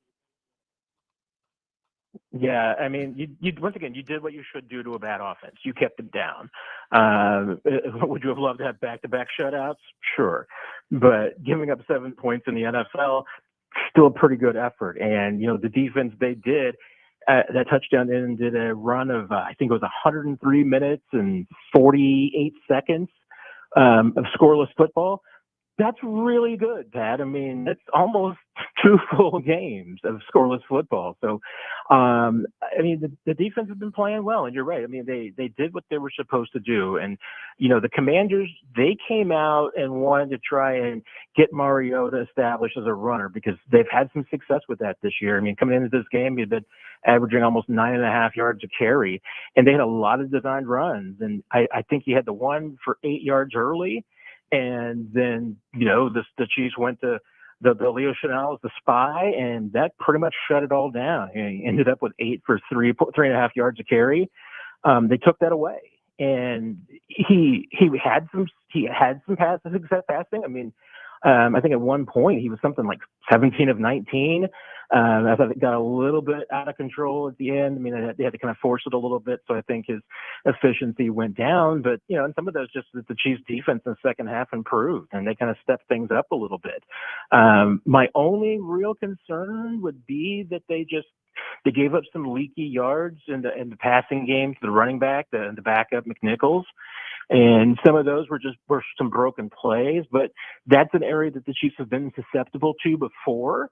And going up against Buffalo, it just becomes a little bit of a concern because we've seen James Cook get the ball, catches out of the backfield, and just absolutely destroy the Chiefs. And obviously, he had a big day on Sunday. So the last thing you want to hear of the Chiefs is, to let James Cook run loose and let him get open in the passing game because he can beat you either way.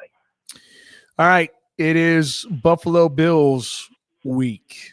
And had someone on the text line say, well, so far, the Chiefs, you look at their wins, nothing really too impressive, which is fine if you want to make that argument. Commanders without Jaden Daniels, Raiders are the Raiders. We'll just say it that way. You have the Lions win, which I still think is really impressive. I know Baltimore was depleted, so maybe you're not too psyched about that one. But Buffalo Bills certainly feels like a different test considering the environment that the Chiefs are going to have to deal with. Josh Allen is still very much Josh Allen. James Cook is still an efficient runner. And we all know about the Bills and their success in the regular season against the Kansas City Chiefs, so hard to ignore that. What stands out about the Buffalo Bills 2025 edition? What stands out about them compared to previous years? I mean, the first thing that just jumped out is that this is not your typical Buffalo Bill defense. They have struggled this year. And yesterday, that went against the Panthers. I mean, it's 40-9. So when you say it's their best win, you think I'm talking score. I'm not. I'm talking about that's the best team they've beaten this year, Pat. I think the first team that they've beaten all year was at least 3 wins. So, that's just how bad their schedule has been. It's just been incredibly weak. So, I mean, even 2 losses that the Bills have are, you kind of roll your eyes at a little bit because the Colts have played a slightly better schedule than that, and they're 7-1 for crying out loud. I mean, Buffalo should probably be 6-1 or 7-0 with the schedule that they've had, but their defense is not what it once was. It's bottom 5 in the league, and and then now they've lost Ed Oliver, who's going to be one of their best run defenders. You're not going to have that guy. They're struggling. So the last couple of games heading into Carolina, their offense was struggling too. I mean, Josh Allen was in a little bit of a slump. The offense was in a slump. Whether or not they got out of it yesterday, and obviously James Cook was, like I talked about earlier, was a big part of that. Buffalo's going to be up for this game. This is the one that they want. And that's probably to their detriment a little bit, because I know the Chiefs want to win that game next Sunday, but I also know that the Chiefs care more about potentially seeing them again in January than the one right now. So Chiefs are always going to be, Andy Reid's always going to be willing to sacrifice the battle if it means winning the war. So I'll be really interested to see how the Chiefs go in at game plan wise, because I can see them. And I'm not accusing the Chiefs of ever going vanilla in the regular season against Buffalo, but if they have a couple of tricks up their sleeve, I think they may save them until they need them later. But the Chiefs could really send a strong message with a win next week to the rest of the AFC and the NFL. Because if you go into Buffalo and you win that game, especially if you win it by double digits, you are going to have everybody in the NFL shaking with fear. And maybe that's exactly the kind of tone you want to set going into a bye week. And then you got Denver and the Colts on the other side of it, because these next 3 games, I mean, if you're the Chiefs, 2-1 would be great, but 3-0 in those next 3 games, and the bye week in between, I mean, Chiefs would just be in the driver's seat potentially at the end of the stretch but it all starts with having to go into Buffalo and win a tough game. What's the final score? I've pondered this, and I probably should be picking Buffalo to win this game because they always win the regular season game. I just think the Chiefs are the better team right now, and I think they're playing the best football of anybody in the league. And I just think that's just going to be too much. They're having too much fun. And like I mentioned earlier, I mean, I just feel like the Chiefs right now are a team that they're not going to have 4 bad quarters in a row. They might need to have 3 bad quarters for you to beat them. So I'm going with the Chiefs. I'm right now, Pat, I'm going to say 30-25. 30-25. Kansas City and Buffalo. I need to see if that's a scoregami or something, because it has I just know to Josh be. Allen. I mean, they're going to have some 2-point conversions or some weird stuff in there. So, well, looking forward to it. Should be a great game. At least I hope it's going to be a great game. If not, if the Chiefs dominate, then all right, look out, world. We're going to have a fun conversation 1 week from today. Matt, as always, appreciate the time, and we will visit with you again 1 week from today. Appreciate you, man. I appreciate you, Pat. Take care, my friend. Matt Derrick of ChiefsDigest.com, presented by Shamrock Roofing. Let's break. When we return, World Series. Boy, what a thriller last night, but also the burnt end of the hour trivia question. That's all coming your way next here on The Pulse. You're tuned into the Kansas Pulse on ESPN Wichita 92.3 FM. What's up, Wichita? We've been talking about a lot of fun that took place last night, but let me get serious just for a moment. Are you juggling work, family, and the needs of your aging parents? Kansas Pace can provide the help you've been looking for. You'll have peace of mind knowing your parent is receiving expert, compassionate care while living at home. Pace provides all the medical care your parents need with their doctors, nurses, and specialists and therapists who specialize in older adults. Pace takes care of all the paperwork and arranges all the appointments. Pace does the driving as well. You don't have to take off from work. Pace provides in-home care as well. Kansas Pace takes some of the weight off your back that comes with taking care of aging parents. They become your trusted partner in caretaking. Plus, they have an activity center packed with fun activities your parent will actually look forward to visiting. The medical clinic is also right there, attached to the activity center, so everything is in one place. If you need help taking care of an aging parent, it will be worth your while to check out Kansas Pace. It could just make your life and your parents' life much easier. Learn how they can help your family today at kansaspace.org. That's Kansas, PACE.org. Hey, football fans, break out the Bendito on game day with El Bendito Yankee Tequila. It's an ultra-premium tequila made from 100% Blue Weber agave from the highlands of Jalisco, Mexico. There's no fake colorings or flavors in their verified additive-free Blanco, Reposado, and Añejo. Pick it up at your local store or ask for it at your favorite restaurant or bar. Always win with the undefeated flavor of El Bendito Yankee, the official tequila of game day. And you can go to elbenditoyankee.com to learn more. Hey, Shocker fans! Wichita State women's basketball season tickets are available now, starting at only $50. Experience the boom that the sport of women's basketball is seeing right here in Wichita by supporting your hometown Shockers. This year's team features notable local talent with a vision of winning a championship in mind. Secure your season tickets at GoShockers.com/tickets or call 316-978-FANS. That's GoShockers.com/tickets or 316-978-FANS. Go Shockers! Let's get crackin'. Rockin' Brews Casino is turning up the heat with all-you-can-eat crab legs every Friday. From 3 p.m. to 9 p.m., feast on never-ending delicious crab legs, plus your choice of Caesar or Rockin' House salad, seasoned corn, potatoes, and top it all off with ice cream dessert, all for just $69.95. But hurry, last call for new crab orders is 8:15 p.m. That's every Friday at Rockin' Brews Casino, I-35, exit 231 in Bremen. Rock your Friday nights and get your claws on this feast. Rockin' Brews Casino. Eat, win, rock on. Owned by the Con Nation. What's up, Wichita? This is Pat Strathman, and Mike I'm inviting Pinnell you to join released. my show, The Pulse, every weekday from 2 to 4. I bet he'll be back. ESPN Wichita. That's an easy phone call right there. What you care about is what I care about, and that's what we'll be talking about every single day. Plus, we'll have plenty of interviews and audio from the experts, coaches, and players you want to hear from. Make plans now to join me for The Pulse weekdays from 2 to 4 on Wichita's sports leader, ESPN Wichita, 92.3 FM.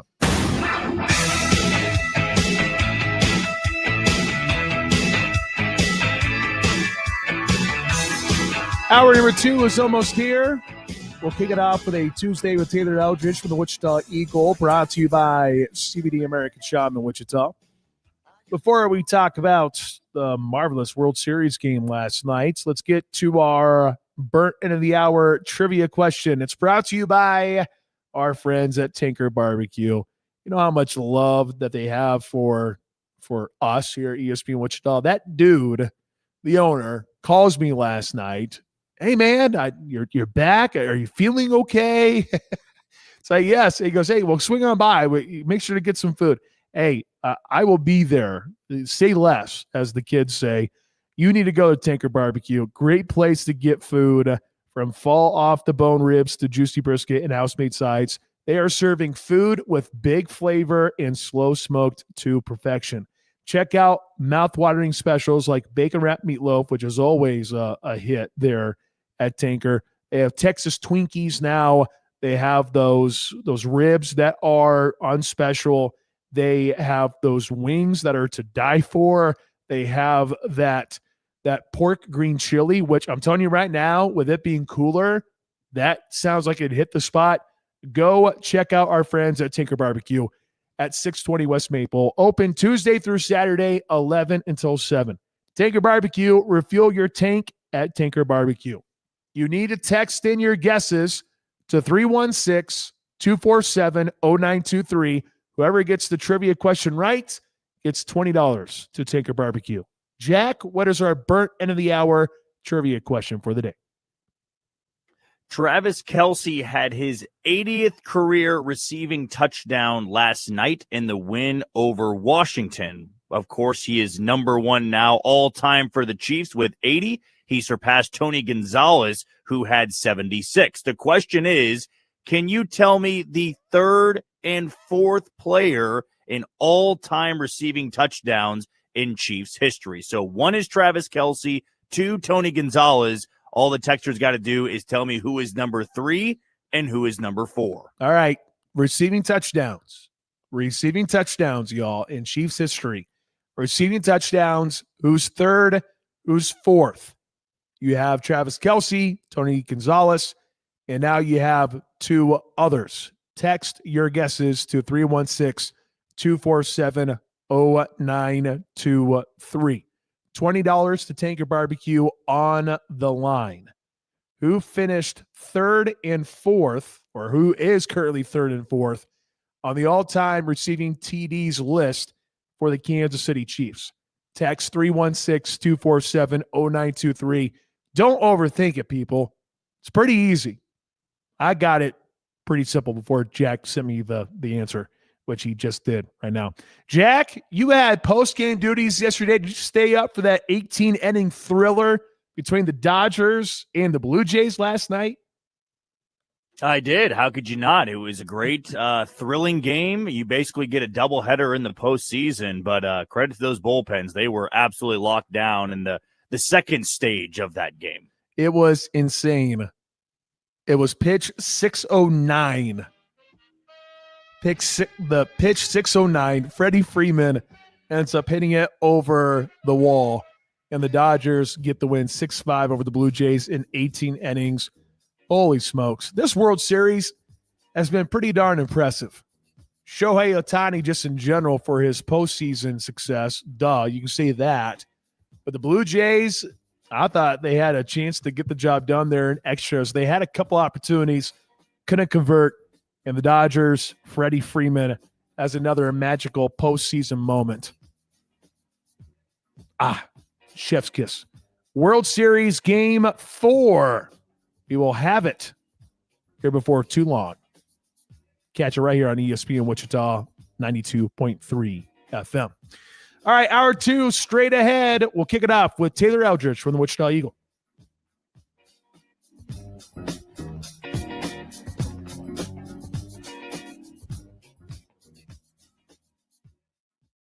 Wichita's news sports leader, ESPN Wichita, 92.3 FM, KKGQ, Newton. Since 1886, it's been the two words we live by and the chant we live to cheer. Be here all season as the Jayhawks hit the turf. Touchdown, Kansas! Join us this Saturday as the Jayhawks battle the Oklahoma State Cowboys on homecoming. Our coverage begins at 1:30 on your home for Kansas Jayhawk football. The Jayhawks play here. Sports Radio 810 WHB. Research shows listeners prefer a personalized experience.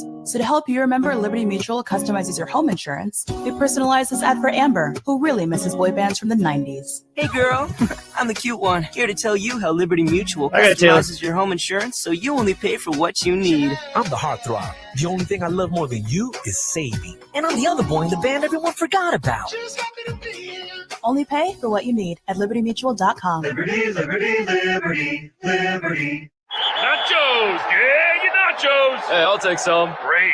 And some Frank's Red Hot. Oh, nah, I'm good. Oh, you're just going to eat these dry, plain, boring nachos with no Franks. Oh, seriously? Frank it up. Frank it up. Come on, lady. Frank it up. Frank it up. Frank it up. Yeah! Hey, this guy finally gets it. Hey, look, we're on the Jumbotron. It's the perfect blend of flavor and heat. Frank's Red Hot. I put that on everything. Today on Hey Culligan's Smart Home, Smarter Water Softener. Here's Kevin. Hey, Culligan, can a smart water softener lift those heavy salt bags for me? Kevin, it can. Wait, it can? Yep, the smart high-efficiency water softener from Culligan can alert your dealer when the salt needs to be replaced, and they'll do it for you, so your water stays soft and you stay away from lifting the bags. I mean, I could lift them if I wanted. No judgment here, Kevin. We're happy to do it, and we're already on the way. Let us help you out with a free in-home water test with the local Culligan water expert at Culligan.com. When storms hit, you need more than just a roofer. You need the biggest and most reliable name in the Midwest, Shamrock Roofing. Shamrock Roofing has grown into the largest roofing company in the region, with local crews right here to serve you. For nearly 50 years, we've proven our strength, our size, and our promise to you to be here for every repair and roof replacement. And every roof is backed by our lifetime craftsmanship warranty. One call does it all. Visit shamrockroofer.com. Jayhawk fans, for the latest news and information on your Kansas Jayhawks, there's not a better place to go than the all-new KansasNation.com. Interviews, news conferences, feature articles, daily and weekly shows, podcasts. It's all at kansasnation.com. Daily and weekly shows with an all-star lineup including Sean Kellerman, Daniel Cortright, Brian Haney, Brandon McAnderson, Chris Harris, Greg Gurley, Mick Schaefer, Nate Bukaty, Pat Strathman, and many more. kansasnation.com. This is SportsCenter. I'm Christine Lisi. Shohei Ohtani's unique talents on full display tonight as a pitcher and batter when he starts on the mound for the Dodgers in Game 4 of the World Series versus Shane Bieber and the Blue Jays, 7 Eastern ESPN Radio. Dodgers up 2-1 after last night's win in 18 innings. So what impact might that game have on the teams tonight? ESPN MLB analyst Eduardo Perez. Is it bad that I forgot about KU Fort State? A lot of runs today. The bullpens, they're depleted. Not really, since it's an exhibition game. It's like one exhibition game, and I'm like, all right, I don't need to see it anymore. I'm done. It's like preseason in the NFL. To this World Series. To me, the hitters are hey, more DP on my screen. I'm okay with that. It's going to be a hitter's duel. Talked to Greg Gurley on Saturday, and Gurley, I was like, so, Aaron Peterson, and he's like, George Springer uncertain man, what a 180 from DeJuan Harris tonight. It's the third edition of the Frozen Frenzy with all 32 NHL teams playing, including Capital Stars, 8:30 Eastern ESPN. With a goal tonight, Washington captain Alex Ovechkin. Ovechkin becomes the obviously first player ever with 900 be more career efficient goals. and better, be more of a threat. But Darren Peterson is just that first shot. A comparison on Twitter during the Louisville game that Melvin Counselor reminds a lot of Tyshawn Taylor. I would have envisioned that, yes. 6 a.m. Eastern right here on ESPN Radio, ESPN2, and ESPNU.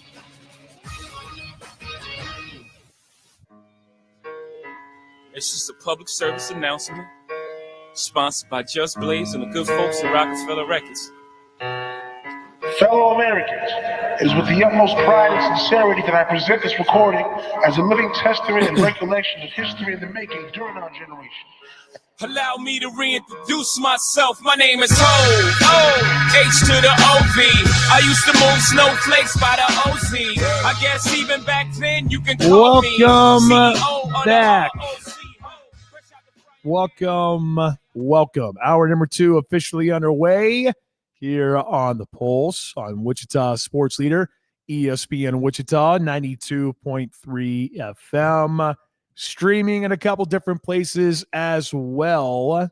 You can check us out. If you have a smart speaker, tell it to tune into ESPN Wichita, 92.3 FM. You can also download the ESPN Wichita app to your smartphone. You can find us online at espnwichita.com. And if you want to watch us, we can hook you up with that as well, as we are video streaming on a couple different platforms. Find us on Facebook, find us on YouTube, and we are also video streaming on X as well. Allow me to reintroduce myself. My name is Pat Strathman. Producing is Jack Johnson. 316-669-4996. That is the hotline number. If you want to give us a shout, feel free. Can't really do it right now, however, because we have a guest on the line. But if you want to use that hotline number, feel free after the fact. We also have a text line number, 316-247-0923.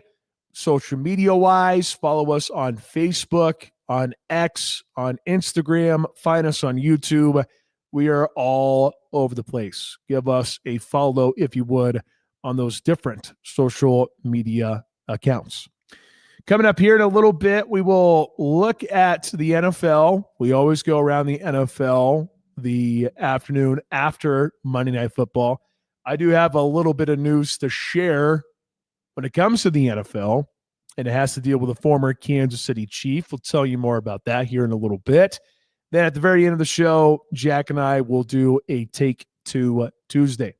Right now, though, we kick off hour number 2. It's a Tuesday with Taylor Eldridge from the Wichita Eagle. He is brought to you by CBD American Shaman Wichita, as well as CBD American Shaman Derby. They have a location in Derby that's been going strong at the corner of Baltimore and Market, but they are also at 21st and Rock, a new location in that tall grass area. make sure to check them out. Life is better with the feather at CBD American Shaman Wichita. Taylor, glad to have you back on the show. I would imagine it's probably pretty quiet here at this stage. You have Wichita State, the men's basketball team. They had the charity scrimmage with Drake, but now we sit and wait until the official regular season opener, which is 1 week from today. We have Wichita State basketball media day coming up on Thursday, so I'm sure you and I will be very, very busy when it comes to that. But 1 week from today, we will officially have Shocker basketball. I guess kind of where's your excitement level as we inch closer and closer to the regular season opener? It feels weird with only that charity scrimmage, doesn't it? It feels weird this year. Maybe I'm wrong. Yeah, I mean, there's no exhibition game to kind of get the feet wet, but yeah, I mean, the fans did get a chance to see them do that scrimmage against Drake. But yeah, it's a little bit different of a setup this year. So yeah, I think it is going to sneak up on some people. Hard to believe, the start of the season is just right around the corner. But, as a basketball fan, I'm a huge, I just love college basketball. I love, pro basketball. And just excited to get the season started. Yeah. Well, we talked a little bit about the latest scrimmage that they had. We talked a little bit about it last week. I'm sure you had a chance to kind of sit back and look at some other stuff. I know you did an article recently on both the scrimmage against Drake, but as well as their trip over there to Santa Clara. So you had a chance to kind of review some things. Anything new that you saw? I know you released the article not too long ago. So anything new that you saw after getting a chance to kind of review it a little bit more? Yeah, I just wrote something off of Ken Paulino. He went on the Roundhouse podcast. Paul Solentrop does a great job, working for WSU and former Eagle beat reporter. So he obviously knows the program in and out. And, he does a podcast. And he had Paulino come on and, talked about 30 minutes about Santa Clara and just how the preseason's going. So they delved into some things that, a lot of it we had already heard from Paul Mills, but there were a couple tidbits that I found interesting. He was really high on Noah Hill, the freshman center. I think coming into this season, the expectation was, Will Berg, Purdue transfer, Emmanuel Okorafor, Seton Hall transfer. Both of those guys are upperclassmen coming down from Power 5 to play at WSU. Expectation was for them to split minutes, but I've continued to hear from multiple people this whole off season that Noah Hill is impressing the coaching staff. They think he is beyond his years in terms of physicality, and just like he gives them athletic presence that the other guys don't. And I would not be surprised at this point. I thought it was just you could write him, Sharpie him in for a redshirt season just because he's undersized, only 6'7", coming in as a true freshman. Just really hard to expect guys to play right away in a conference like the American. So I thought he would be a redshirt candidate for sure, but it sounds like, he is playing well enough in practice and holding his own against those two upperclassmen where we could see some minutes from Noah Hill this season. I don't think he's going to be playing, significant minutes, but I do think we could see him for a spell here or there in the non-conference and see how that goes. And, if he continues to progress, maybe he is part of that rotation, going into conference play. But that's kind of the biggest takeaway, just because, like I said, a lot of the other stuff we have heard already, Kenyon Giles, an elite scorer, Karan Boyd, really good defender. Ryan Amunique, I think that's another thing that people may not realize if they went to the scrimmage. Amunique didn't make anything. He was like 0 for 8, I think, on threes, but he's actually been the most consistent scorer, the highest shooting percentages, the leading scorer for WSU in practices leading up to the season. But, Mills has hinted at that before. Drake Kendall was, much improved from the first to second scrimmage. TJ Williams was another guy he mentioned that improved. So a lot of the stuff we've heard, but I found Noah Hill interesting. And then also Dylan Battie, just how highly Ken Paulino spoke about him. Very clear that the coaches think he has a very, very high ceiling. If he's able to put it together, we could see that sophomore be maybe one of those X factors for this team because, if you listen to Paulino talk about it, he has all the talent, all the ability is there. He just has to put it together, and he could be a factor for the Shockers this year. Taylor Eldridge from the Wichita Eagle joining us here on The Pulse. He's brought to you by CBD American Shaman Wichita. 1 week from today is when you're actually going to see things take place. Probably a little bit too early to really discuss UNC Asheville. Probably the number one thing is 1 week from today, some of the things that you want to see in the season opener against UNC Asheville 1 week from today. Yeah, listening to the coaches, they've described Asheville as a pressure defense that, they're going to get up on you. They're going to pressure you full court. So I'll be curious, for a team that doesn't have a lot of proven ball handling. They obviously feel good about what they have, but, you look at it on just paper, they really only have one point guard that has played that position full time in the past. That's Dre Kendall. How does a team like that handle full court pressure? Are they able to be up for that challenge and not turn the ball over, 13, 14 plus times in a game? And then also, rebounding and just the gritty defense, the half court defense, we've heard all off season. And that's something else Paulino echoed in that interview, that, the physicality, the rebounding have really translated in those two scrimmages against Drake and Santa Clara. Will that carry over to the season? I think it will. I think that's going to be this team's identity, especially early in the season as they kind of, get their feet wet, get to know how each other's habits are on the court for offense. I think rebounding is really going to be the key stat for this team. When they throw out that starting front court of Karan Boyd, Jared Valencia, Will Berg, or Okorafor, whoever they have at center, those are 3+ rebounders. And then they can bring guys off the bench. TJ Williams is a guy that rebounds bigger than his size. Dylan Battie is a guy that can go get offensive rebounds. Okorafor, Will Berg, we talked about Noah Hill. So they have a lot of really good rebounders on this team. They think that the outside shooting is going to be better. So that could be something to watch, but I think that rebounding, that's going to be the number. How big of an advantage can they have against, a smaller team in Asheville?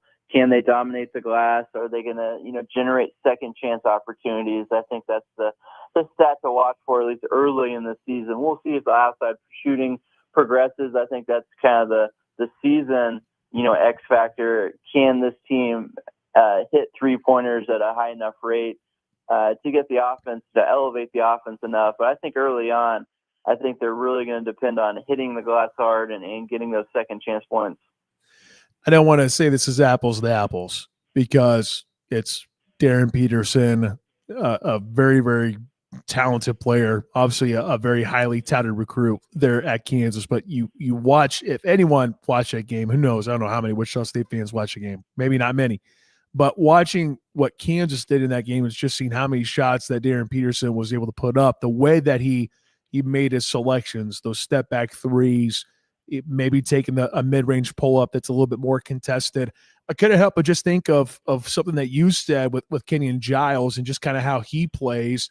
I almost wonder if, I don't want to say it's going to be exactly like that because Paul Mills is going to be a little bit different with his offense, but I don't know, Kenyon Giles isn't Darren Peterson, but is there maybe some similarity in that regard in terms of what Kenyon Giles is going to be like for Wichita State this year? The ability to do step back threes and having that green light and taking the mid range. It just made me think of that. I don't know why, but it made me think of that on Friday. Just want to get your thoughts on that. Yeah, obviously Peterson has a few more inches. He's like a 6'6" wing, and Giles is 5'9" on a good day. So that's going to be a difference. But yeah, I think he's a guy that's going to be a self-creator on offense, something that WSU hasn't had a ton of since it's moved to the Americans, somebody at the guard position that can create through jump shots. We've seen Xavier Bell. That was mostly going toward the rim in the paint, but Kenyon Giles, this is a guy that is a 3-level scorer. I think most of the damage is going to be on those first 2 levels, 3-pointers, mid-ranges. I haven't seen a ton of evidence that he's going to get to the rim a ton and generate free throws, but he does put a lot of pressure on defenses with his ability to shoot the ball, in transition. If teams aren't up to the level when they do those drag screens, he is able to fire up those threes and get really good looks. And he is a tough shot maker when he gets to his spots in the mid range. Some of those look like bad shots, but I've went back and watched the last 3 years of his career. He makes those consistently. I think I went back and looked at last year. He shot, I think it was like almost 50% on mid-range twos. And then if you look at the context of what those twos look like, he made a lot of really, really tough shots. So kind of remind me of Marcus McDuffie's senior year, a little, Tyson Etienne mixed in there, guys that were tough shot makers. I think he's going to make them at a little bit of higher clip than we saw what Etienne did his last year at WSU, but in the similar mold. And Giles just really, really quick, able to create off the dribble. And, he's going to be an entertaining player to watch for Wichita State fans. They haven't had I can't really come up with a good comp for him. Maybe Samaje Haynes-Jones in terms of quickness, but I think he's going to shoot more outside jumpers than what we saw Samaje did in his senior year at Wichita State. But, he's going to be a fun one to watch, I think, for Shocker fans. Taylor Eldridge from the Wichita Eagle, presented to you by CBD American Shop in Wichita. Yeah, like I said, I don't want to go apples to apples on that, but just bringing it up. Just all I wanted to say there, as you brought up right away, it's like, oh, there's a few more inches there, the DP. Yeah, you're not wrong when it comes to that, but it made me think of the potential of what it could be like with Kenyon Giles leading the charge there for Wichita State, which we'll see it on full display 1 week from today at Charles Koch Arena. High school football playoff time is officially here. Taylor Mays for Class 6A on the west side, undefeated at 8-0. You have Northwest at 7-1. Derby is 5-3. It'll be intriguing to see that second round matchup if Derby were to move on, facing Junction City. 5A level, Great Bend has looked pretty darn good, pretty much unstoppable for the most part. So it might be a tough uphill battle to climb there for a lot of schools in this area. Capon has looked awfully impressive, maybe a potential favorite to go on to do damage for the 4A state championship this year. Andel, still Andel. Your thoughts as we officially get things underway here for state playoffs? It officially starts this week. Hard to believe, but postseason football is officially here in the state of Kansas. Yeah, you hit on a lot of the big ones right there. I think a couple of teams that have flown under the radar that deserve credit. Wichita Southeast, Corby Millicent has done. That's a huge job to turn them around in his second year. They finished 6-2. You can look at the schedule and kind of see, okay, they didn't play, the hardest, difficult, the most difficult schedule, but you have to give them credit for winning games. You can only play who's on your schedule. And, they're looking like they play Heights round 1. That's the team they beat in the regular season. So I'd have to go back and look. But, when's the last time Southeast football has won a state playoff game? And so that's pretty cool to see, in the City League. I think Andover, that's a team that, started 0-2. They finished the year winning 6 straight. Won the AVCTL Division II championship. They are absolutely rolling right now. Bishop Carroll deserves a lot of credit. They just knocked off Derby last Friday night. Chris Jackson, his first year, that's a program that went 5-15, I think, or 5-13 the last 2 years. Kind of, unusual for them. This year they have bounced back in his first year, 5-3. They've already equaled that win total from the last 2 years. They're coming off their 2 best games, shutout Wichita East, just knocked off Derby on the road. So I moved them up into the top 10 of my rankings. bad news for them, if they get past Valley Center on Thursday, they got that, you mentioned Great Bend, that's a team that's just absolutely rolling right now, number 1 seed in 5A in the second round. So that might end up being a really good game because Carroll is playing its best football right now. And then you mentioned, Capon in 4A, Andale in 3A. Both of those are looking really good. Mulvane's another team in 4A West that's had a really good season. Dropped an early one against Buhler, but they have won out, and they are looking good.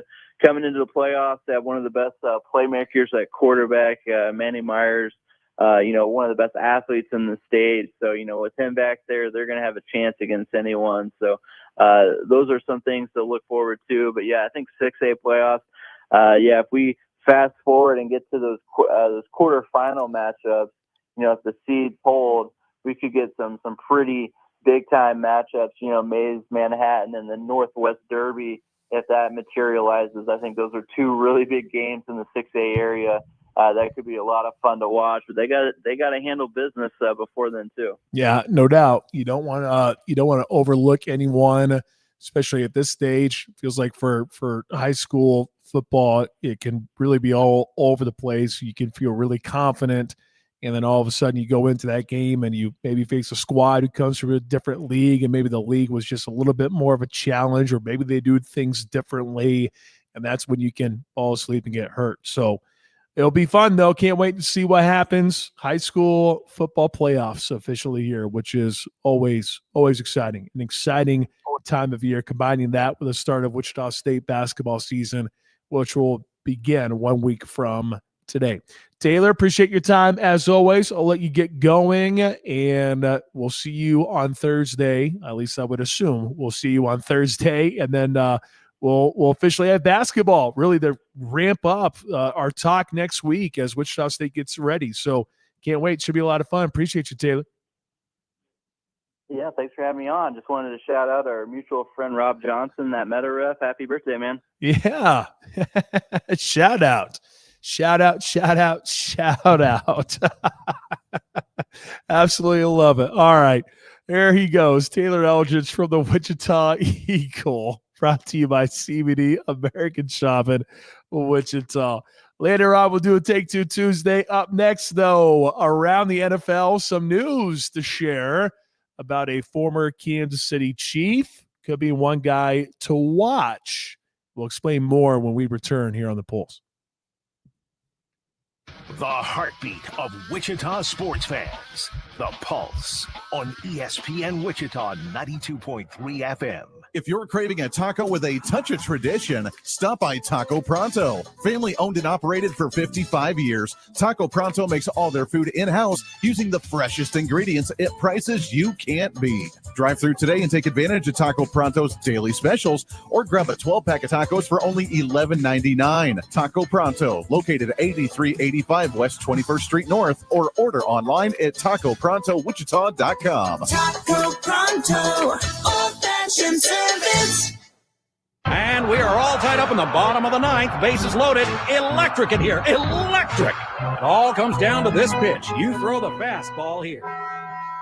But it looks like Brock is walking off the field and is leaving the stadium. What is going on here? I'm getting word that he left to get a taco. When you need a taco, you need a taco. Introducing the new Cantina Crispy Melt Taco, only from Taco Bell. At participating U.S. locations for a limited time only. And now another no-brainer money-saving tip from Progressive. Marcus, what happened? I was changing my oil and I spilled some on the floor. Oh, well, use these $50 bills to wipe it up. Perfect. Got any more? Yeah, take a couple hundred. Stop. Instead of using money, use an old rag.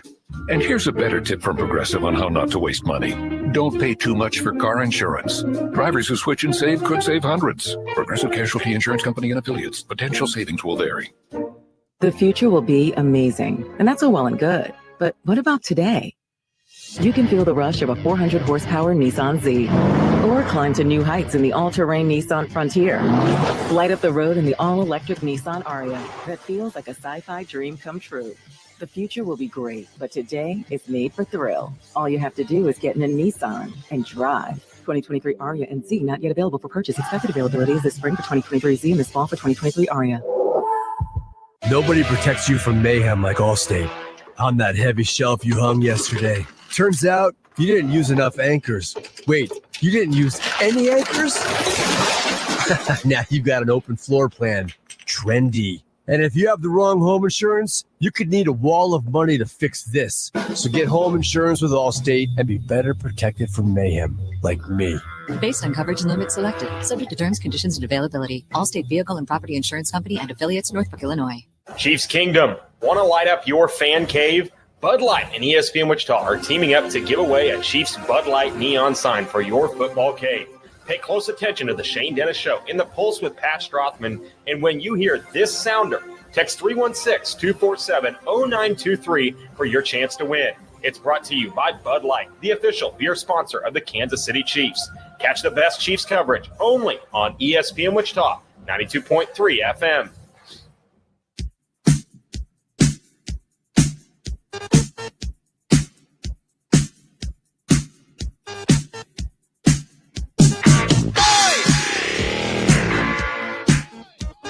Skies are starting to clear a little bit out there in Wichita. Starting to see some sun. How about that? After all the rain that we got earlier today. Lots and lots of rain.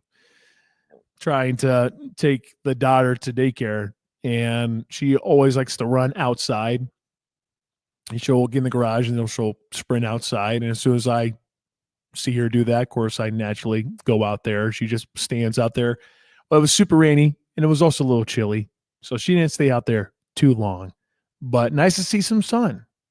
However, I don't think you're going to see the temperatures rise to what they were like a month or two ago. Anywho, I would imagine if you want to chill out on the patio, this might be okay patio weather. You might be okay with that. And speaking of patios, I know a spot that has a solid patio. That would be Twin Peaks. 2 locations in Wichita, Rich and Taft, and 21st and Rock.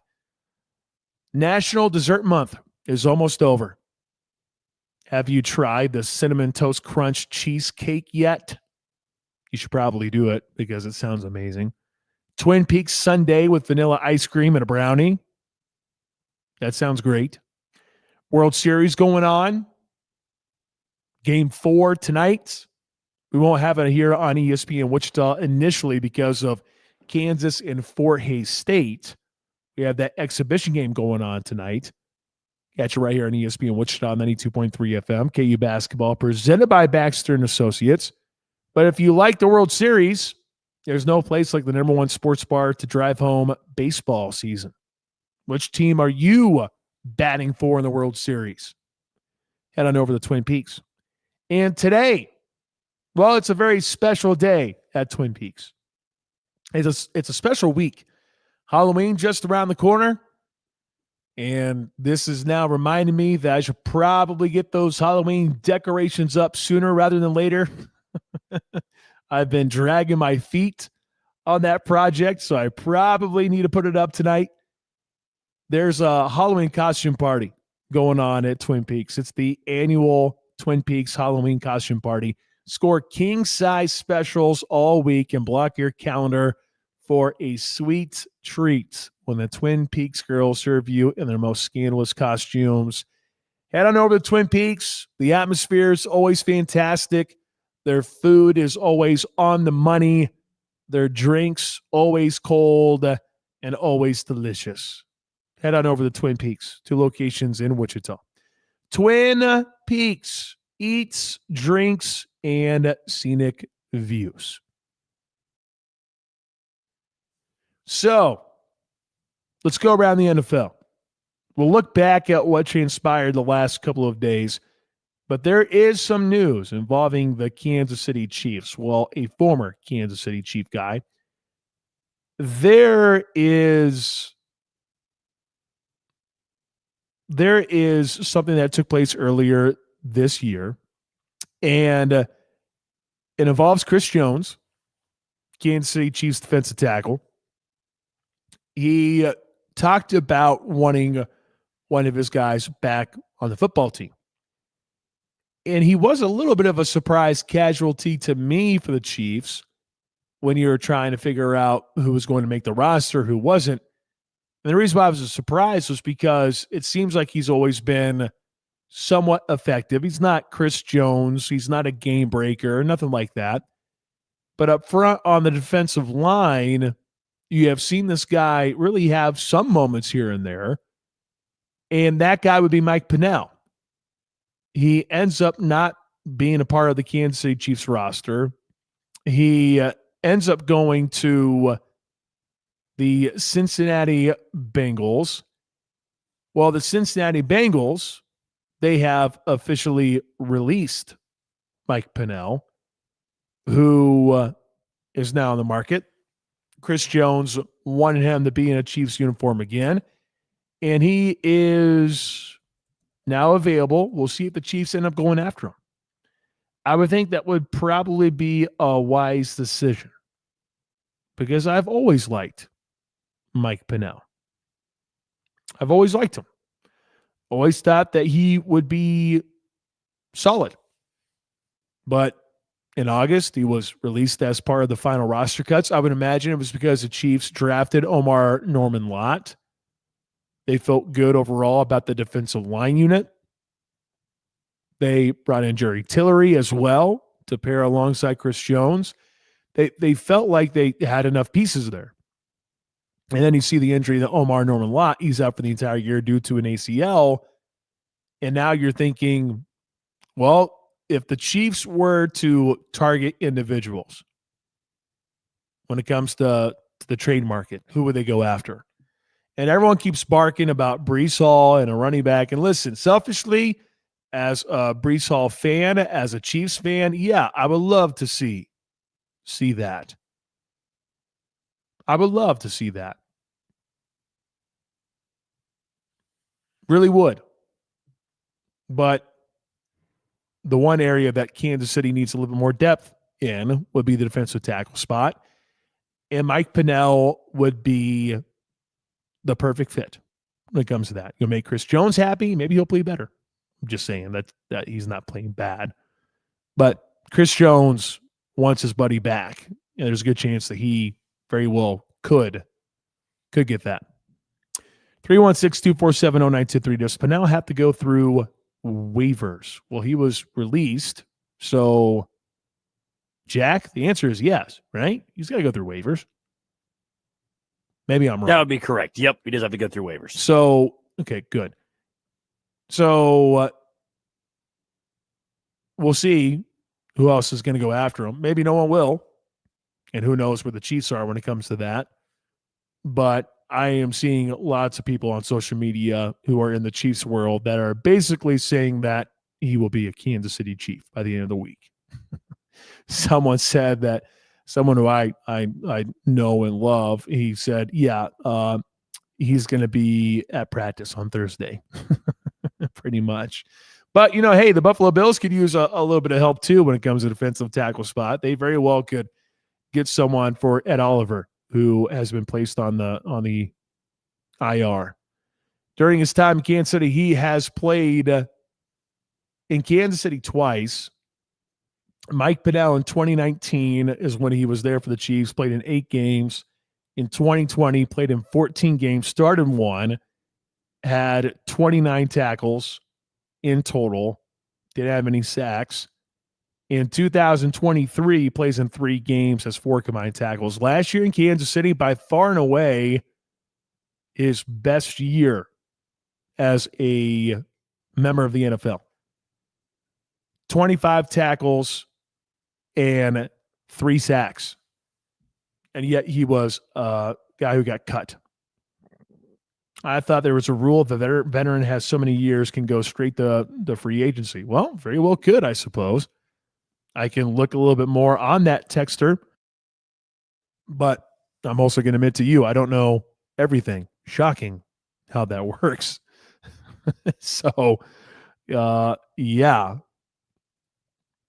I'll do some research. Maybe Jack can do some research. I don't know. But if that's the case, then if he goes straight to free agency, even better for the Chiefs, right? Even better. Then he'll be on a plane to Kansas City probably right now. He'll probably sign a deal tomorrow and be at practice on Thursday. It would seem all eyes are on him to be there with the Kansas City Chiefs. All right, around the NFL. Here's what took place in Week 8. So you start with Thursday Night Football, and the Chargers just waxed the Vikings 37-10. Chargers were just absolutely dominating in that football game. I mentioned this yesterday when Jack decided to do a Mount Rushmore Monday of biggest surprises in the NFL season for this year. Could be player, could be team. I am a little bit stunned that Justin Herbert is leading the league in passing yards. That's a little bit of a stunner. Because when you think about it, with what Harbaugh would like to do, they like to run the football. They end up going after a tailback in the NFL draft. Now, turns out, gets banged up, and that changes things. But look at the Chargers. You have Ladd McConkey, but you're still not really liking the supporting cast around Justin Herbert to be effective. Also, an offensive line that's been incredibly banged up. Chargers have been throwing the ball all over the football field, and Justin Herbert has just been putting it right on the money so far at this point. Now, again, the Vikings, they go 3-4. You can definitely question maybe some of the wins for the Chargers, but right now, still have that win over the Chiefs, and currently right there with the Kansas City Chiefs at 5-3. The Miami Dolphins waxed the Falcons 34-10. I guess Mike McDaniel can stick around a little bit longer there in South Beach. Good for the Dolphins to get that type of win. Thought that maybe the Falcons have a turning point here for this year, but not the case. He thought that after they beat the Bills that they can be a team to really look out for. You lose to the Dolphins at one win prior. Yeah, that probably goes out the window. The Ravens, they picked up their second win on the year, 30-16 winners over the Chicago Bears. Baltimore getting back in the win column there with that W. Buffalo steamrolls the Panthers. We talked about Buffalo in hour number 1 with Matt Derrick of ChiefsDigest.com. If you want to go back and listen to that, please feel free. It is already podcasted. Jack always gets those podcasts up as soon as the hour is over. He's always on the ball. So Buffalo steamrolls the Panthers 40-9. Right now, looking like the best win for the Buffalo Bills. But that's a big confidence booster for Josh Allen and Buffalo going into the game on Sunday. The Jets, somehow they get a win. I thought they would be a team that would go winless in the NFL this year. Of course, that's very hard to do, just as hard as running the table in the National Football League. And the Bengals were the ones to lose to the Jets, 39-38. That was not a pretty football game. But hey, good for Breece Hall and the Jets. They end up scoring 23 in the fourth quarter. Pretty impressive comeback there for New York to get the win. Texans with a surprise, 26-15 over the 49ers. I've really gotten written off the Texans, and that's very much because of the Indianapolis Colts and how good they have been this year. Maybe the Texans can rise from the ashes. I don't know. They really got themselves in a hole right now, 3-4. Crazier things have happened, I suppose. But the Texans picked up a very quality one there against the Niners, who dropped to 5-3 on the season. Drake May and the Patriots, they continue to roll. They're 6-2 now, 32-13 winners over the Browns. Don't have the best record in football, but still really impressive for the Pats to get that win. You have the Eagles. They do not get embarrassed by the Giants this time. Poor Cam Scatterboo and that injury that he suffered. Giants end up losing by 18, 38-20 to the Philadelphia Eagles in Philly. Tampa Bay improves to 6-2. The Saints drop to 1-7, 23-3 winners were the Buccos. Baker Mayfield continues to be rock solid there for the Buccaneers. Really a ton of snoozers, I would say, this week in the National Football League. You have the Broncos. They put 44 on the board against the Cowboys. The Cowboys' defense is still porous and not very good. Broncos roll 44-24 over the Dallas Cowboys as the Cowboys fall to 3-4-1. The Broncos are 6-2, still there as the leader in the AFC West. J.K. Dobbins runs for 111. Bo Nix throws for 247 and 4 touchdowns. That Denver defense giving up 24 might seem like a lot, but hey, when you put up 44 points on the board with that offense, you're going to win pretty much every football game. The Colts continue to look impressive, 38-14 over the Titans. I thought that maybe this would be a stinker for the Colts. They wouldn't necessarily lose to the Titans, but more so maybe this is the game where they overlook their opponent. It's a divisional game. Maybe they'll slow down, and then Danny Dimes goes out there and throws for 272 and 3 scores. Jonathan Taylor right now, I thought I saw that he is the betting favorite to be Offensive Player of the Year, I think, which is crazy. He ran for 153 on 12 carries and 2 touchdowns, so he did quite well in that game against the Tennessee Titans. Titans still not great, 1-7 now. Packers edge the Steelers. Sunday Night Football, 35-25. Packers are 5-1-1. The Pittsburgh Steelers now dropping to 4-3. Jordan Love throws for 360 and 3 touchdowns. Kind of a fun game there for the Packers. And you're going to see Jordan Love throw for that many yards. And then, of course, last night you have the Chiefs cruising by the Commanders 28-7. Teams are on a bye: Cards, Lions, Jags, Rams, Raiders, and Seahawks. You had 3 teams that were 5-2 who were on bye this past weekend with the Lions, Rams, and the Seahawks. Really not much movement in the NFL as you take a look back at this past weekend. Really no big stunners. I mean, the Jets getting a win, sure. Dolphins getting a win, sure. But I don't think anyone's really considering the Falcons as a true contender. Same thing with the Bengals. Maybe the Niners losing to the Texans maybe caught people off guard. But pretty much everything that was expected in the NFL pretty much happened this past weekend. Really no big upsets, which in the NFL, we talk about parity. And the couple weekends before, you saw teams get upended, but that was not the case this past weekend. It was pretty much just everything that you would expect. Maybe the Ravens being the Bears too, you can bring that up. But for the most part, I think everything that happened this past weekend, I don't think anyone's going to be too surprised about what took place this past weekend in the NFL. Do we have a lot of movers and shakers in terms of the power rankings? You still have the Colts at 7-1. The Kansas City Chiefs are looking mighty impressive with what they were able to do. The Patriots go to 6-2. The Broncos put 44 on the board against the Dallas Cowboys. Bills back on track. I think you're starting to see that separation here in the midway point of the NFL season, and you're really seeing the teams that are true competitors and teams that are very much going to be at the bottom of the barrel. Doesn't mean you're not going to see upsets in the future, because you very much will. You'll see a couple teams get knocked off. There'll be a couple of stinkers at some point in the next couple of weeks, but I don't think we saw anything too surprising this past week in the NFL. All right, Jack Johnson. As you look at the NFL, wasn't it just kind of bleh? Like, this past weekend? Am I wrong for feeling that way in the NFL? It was just to me this past weekend.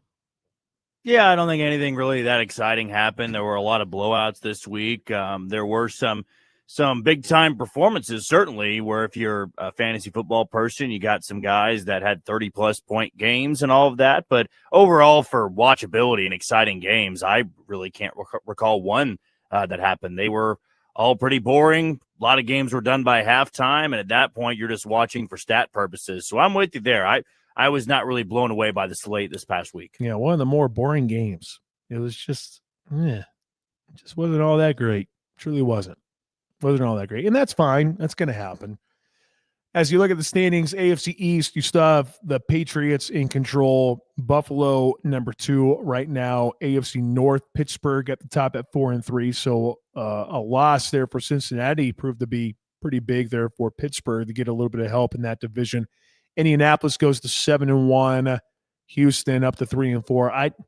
I'm starting to see these people talk about Houston being a sleeper to make the postseason. I don't know. I look at the Broncos, the Chargers. and maybe even the Jags, but the Patriots, the Bills, someone from the AFC North, Indianapolis, like Kansas City to make the playoffs. And, if Denver crumbles, I don't think they're going to crumble that bad to where they miss the postseason. I don't think it's going to happen. So I don't know how some of these people are picking Houston to somehow make the postseason. I just think you put yourself in too deep of a hole. At least I feel like that's the case. NFC side, Philadelphia at the top there for the NFC East. NFC North with Green Bay and Detroit. That was a big loss for Chicago as they dropped to 4-3. If they would have won, they would have been right there with Detroit for the most part. NFC South, Tampa Bay continues to be in control there. Carolina now at 4-4. And then the NFC West, we know how tough it is there with Seattle, the Rams, and the 49ers. You're starting to see that separation, and that's really what you start to see at this point in the midway point of the year. You start to see that separation happen a little bit. I feel like that's most cases in a lot of sports. Middle of the year, you start to see you have enough data to really look at and see if this team's actually good or if this team benefited off of a very weak schedule. All right, thank you, Texter. 316-247-0923. Mike Pinnell does not have to clear waivers from the Bengals. More than 4 accrued seasons. You don't have to hit waivers. Released by the team, immediately became a free agent. All right, thank you, Texter. Appreciate you. Yeah, all that stuff goes over my head. Sometimes I know the rule. Sometimes I don't. I don't pretend to know everything. I try to know a lot of things, and I will remember that now. Thank you, Texter. You taught me something, which is great. I always appreciate that. Keep the text messages rolling in at 316-247-0923. When we return, Take Two Tuesday, Jack will pick a couple topics, and we will, I guess I will make selections on those 2 topics. Don't know if it'll be Halloween candy or what, but we'll have fun with that when we return as we wrap up a Tuesday edition of The Pulse. That's straight ahead. The heartbeat of Wichita sports fans. The Pulse on ESPN Wichita 92.3 FM. When storms hit, you need more than just a roofer. You need the biggest and most reliable name in the Midwest, Shamrock Roofing. Shamrock Roofing has grown into the largest roofing company in the region, with local crews right here to serve you. For nearly 50 years, we've proven our strength, our size, and our promise to you to be here for every repair and roof replacement. And every roof is backed by our lifetime craftsmanship warranty. One call does it all. Visit shamrockroofer.com. If you or a loved one has been a victim of personal injury, including medical malpractice and vehicle accidents, do not hesitate to call Prochaska, Howell & Prochaska. For more than 38 years, their experienced team has helped fight for your rights regardless of your legal status. They guarantee there will be no cost until they win. PHP will be there to assist you and help you navigate the complicated legal process. Call them now at 316-683-9080 or find them online at phpattorneys.com to schedule your free consultation today.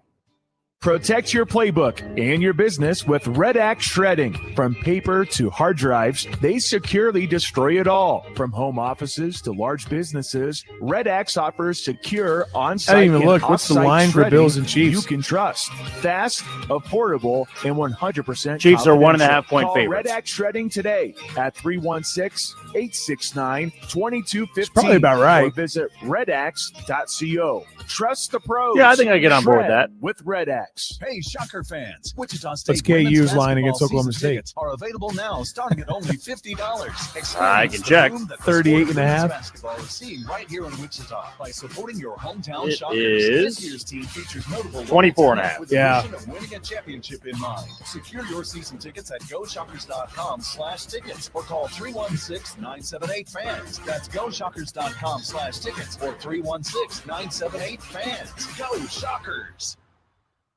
Wichita's home for Chiefs coverage. ESPN Wichita 92.3 FM. In terms of the historical stuff, man, I'm still looking at the next game and looking at the next catch and trying to get better every single day. So I think I'll look back at it and appreciate it. You never know. There have been some great tight ends here for him to be able to do what he's done over this amount of time is great. Wichita's home for Chiefs coverage. ESPN Wichita, 92.3 FM.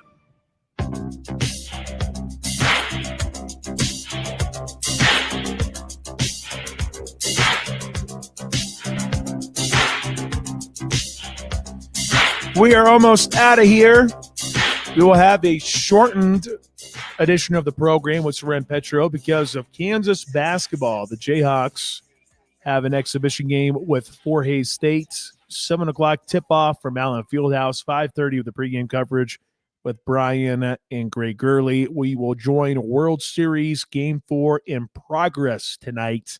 Catch right here on Wichita Sports Leader, ESPN Wichita, 92.3 FM.